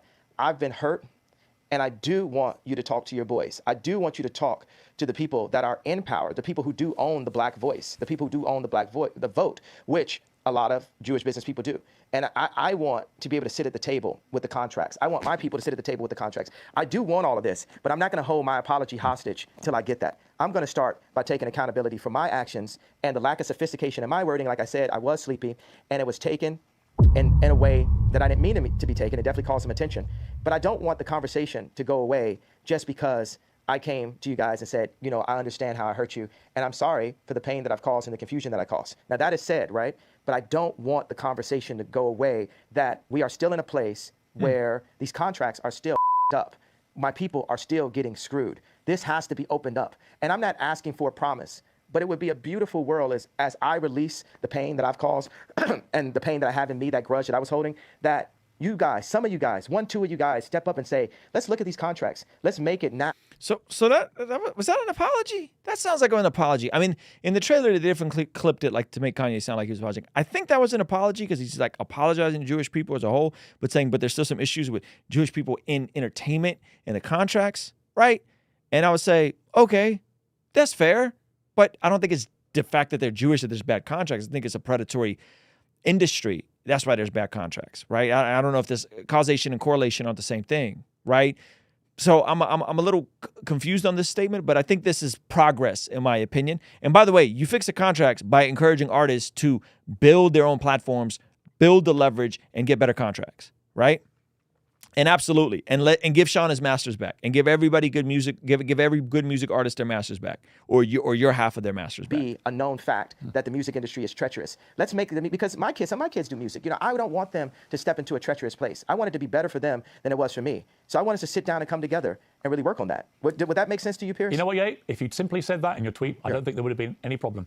And I'm very, very pleased, actually, that we've got to a place where you felt able to say that. And I think it was sincere. And we still have a think problem. people That's would my point, No, Piers. I get it. But what you've now done, you've now explained the context of the problem, and you also issued a sincere apology to people who were rightly offended by the way you phrased what you said. So I think that's a good place to finish the interview, and I'm very glad you got there. Okay, but it's not finished. I understand. The idea is not finished. I understand. That there's still a problem. I understand. No one's going to be in any doubt there's a problem. And by the way, I'm sure there is. I'm sure that a lot of the contracts in the music business are rigged against people like artists like yourself. I'm sure of it. I mean, it's always been the case from Elvis onwards. So I get Piers, it.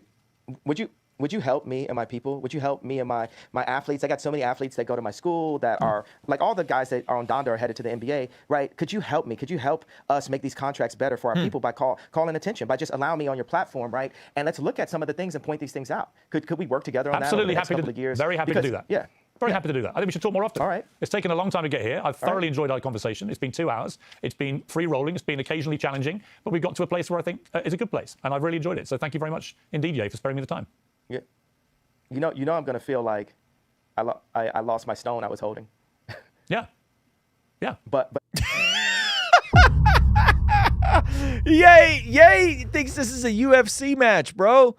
No one's trying to sun. Well, maybe Pierce is trying to sun him. I can't speak to his motives. Yeah, he's like, you know, I feel like I lost my stone. Oh, bro. That's a W for Pierce and a W for Kanye, I think here. But let me pull this back.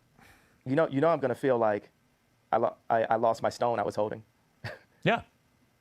But I had to give it up to God. You know what I'm saying? Like, yes. You know, you're gonna be bragging. You're gonna be bragging at dinner tonight. Like, yo, I talked to Ye. No one could do it. No one could do it. I did it. And you know, I'm giving you this, and I'm gonna pray that you, as a fellow believer in Christ, will help me to expose all the wrong that's still currently happening to my people, specifically in the entertainment industry. Because Honestly, I'm very happy. I'm very happy to hold anyone to Mm-hmm. account who is behaving improperly. Honestly, and I'm absolutely certain that entertainment business is riddled with people who try it on and exploit people. And I'll be very happy to help you to expose that. But for now, I've got to leave it. Ye, we've had 2 hours. It's been remarkable. Thank you very much for your time.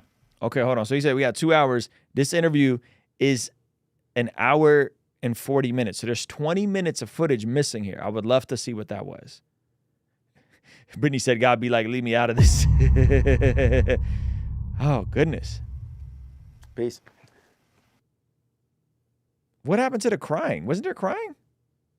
Wasn't there crying? I thought there was crying in the trailer. Every time I watch Pierce ask a question, side of the spectrum, oh, man, what an interesting conversation. What did you guys think of that? What did y'all think of that? I think Pierce got the W. I think Kanye got the W at some parts. I think this is a way better interview from Pierce than against Andrew Tate, and I say against intentionally. But I think Pierce is doing a good job in terms of like being very specific with the things that people say that are either untrue or dangerous, right? Yeah, where's that other 20 minutes? What happened to the Kanye crying, right? I don't know. Let me go back and pull up the original trailer. Hold on. What did you guys think? What did y'all think? I think it was very interesting. You have friends that were locked. Where's the trailer? Oh, here's it. Is this the trailer? You don't hold accountability to my pain. You're being a comments, and I want to word it in not in like a political way. Was that? I thought he cried at the end of this. For hurting you with my comments, and I want to hurt. You know, I really want to give you guys free. I want to say that it's wrong to hold. Say things the wrong way. I don't think there's anything wrong. I got to let go of that and free. I want to give you guys a political way, but in a presidential way, which means. Well, okay, good. I'm glad Kanye didn't cry. I'm glad Kanye didn't cry. I thought it was a good conversation. It was very confusing at times. I really, You're making money from performing. I really do pray that. I don't know what Kanye's faith is. Honestly, I don't know. It seems genuine, but he seems like he needs help, man. And I don't know if you've been walking with Jesus long enough. You know people like this. You know people that like seemingly and genuinely have a desire for God and yet have issues. You know? Wow, that was hard to watch. Kanye envies Jewish culture for very enviable reasons. Hurt plus envy equal danger. Pierce met his match. They interrupted each other. I wish it was in person. I wish he would have went across the pond and sat with him in person. Yeah, confusing for me too. What do you guys think?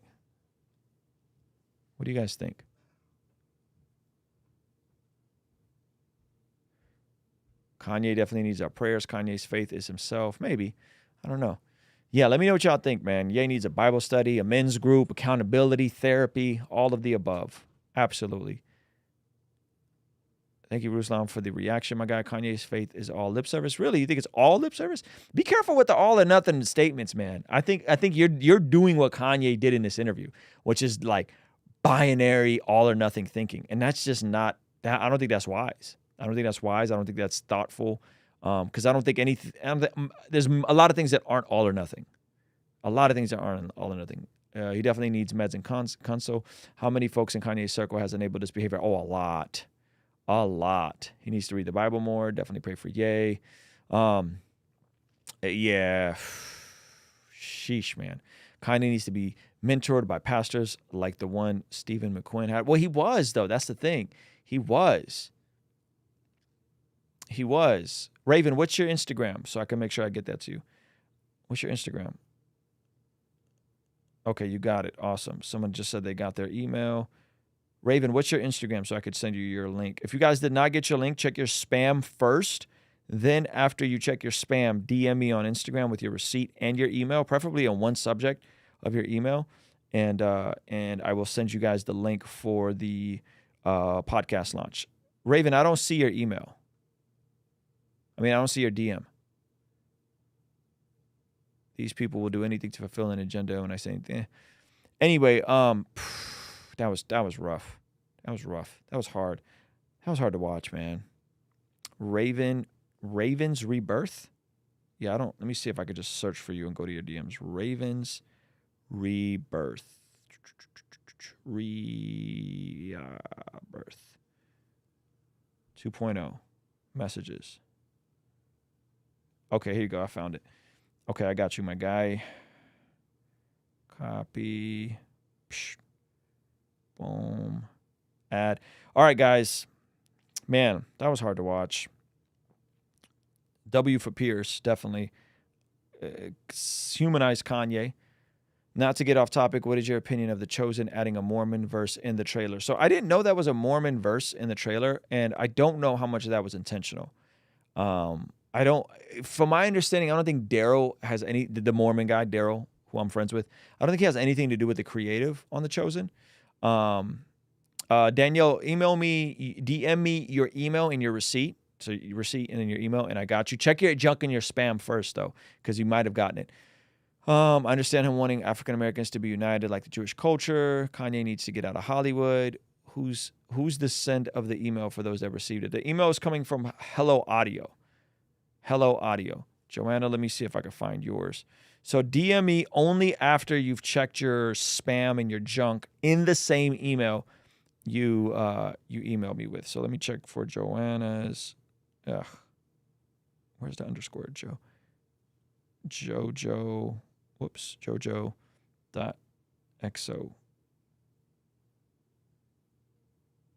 Joanna, I don't see it. Let me check. Hold on. Oh, I see it now. Okay, boom. Give me 1 sec. So I'm going to send you yours. Yeah, so we had an issue with Moment not sending us all the emails. So like half of you guys got them, half of you guys didn't. And those of you guys that did get them also got them through in the spam folder. So anyway, all right, guys. Joanna, I just sent it to you. Keep an eye out for it. It comes from Hello Audio. I know God used anyone who is willing. Amen. I think it was insightful. We have a little more understanding of Ye's thought process. He means well, but most mistakes come from a place of meaning well. Oh, wait, I got it. Hello Audio. Yes. Do you have a master class got music? I don't. Pierce was a class act as well. I thought Pierce did well. I thought he did better than the Andrew Tate interview. To the degree that he desires the spotlight, his growth will suffer. That's a W take.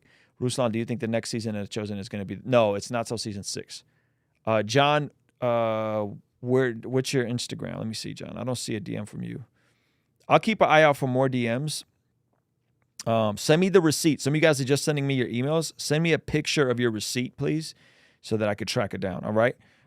So picture your receipt and then your email in one line. So as soon as I see your receipt, I'm just going to email it over. Some of you guys are doing It just takes me one extra step, and because there's a gang of folks coming in, if you could just put your email as one message, I can copy and paste it, and boom. See your receipt, copy, paste, boom. All right?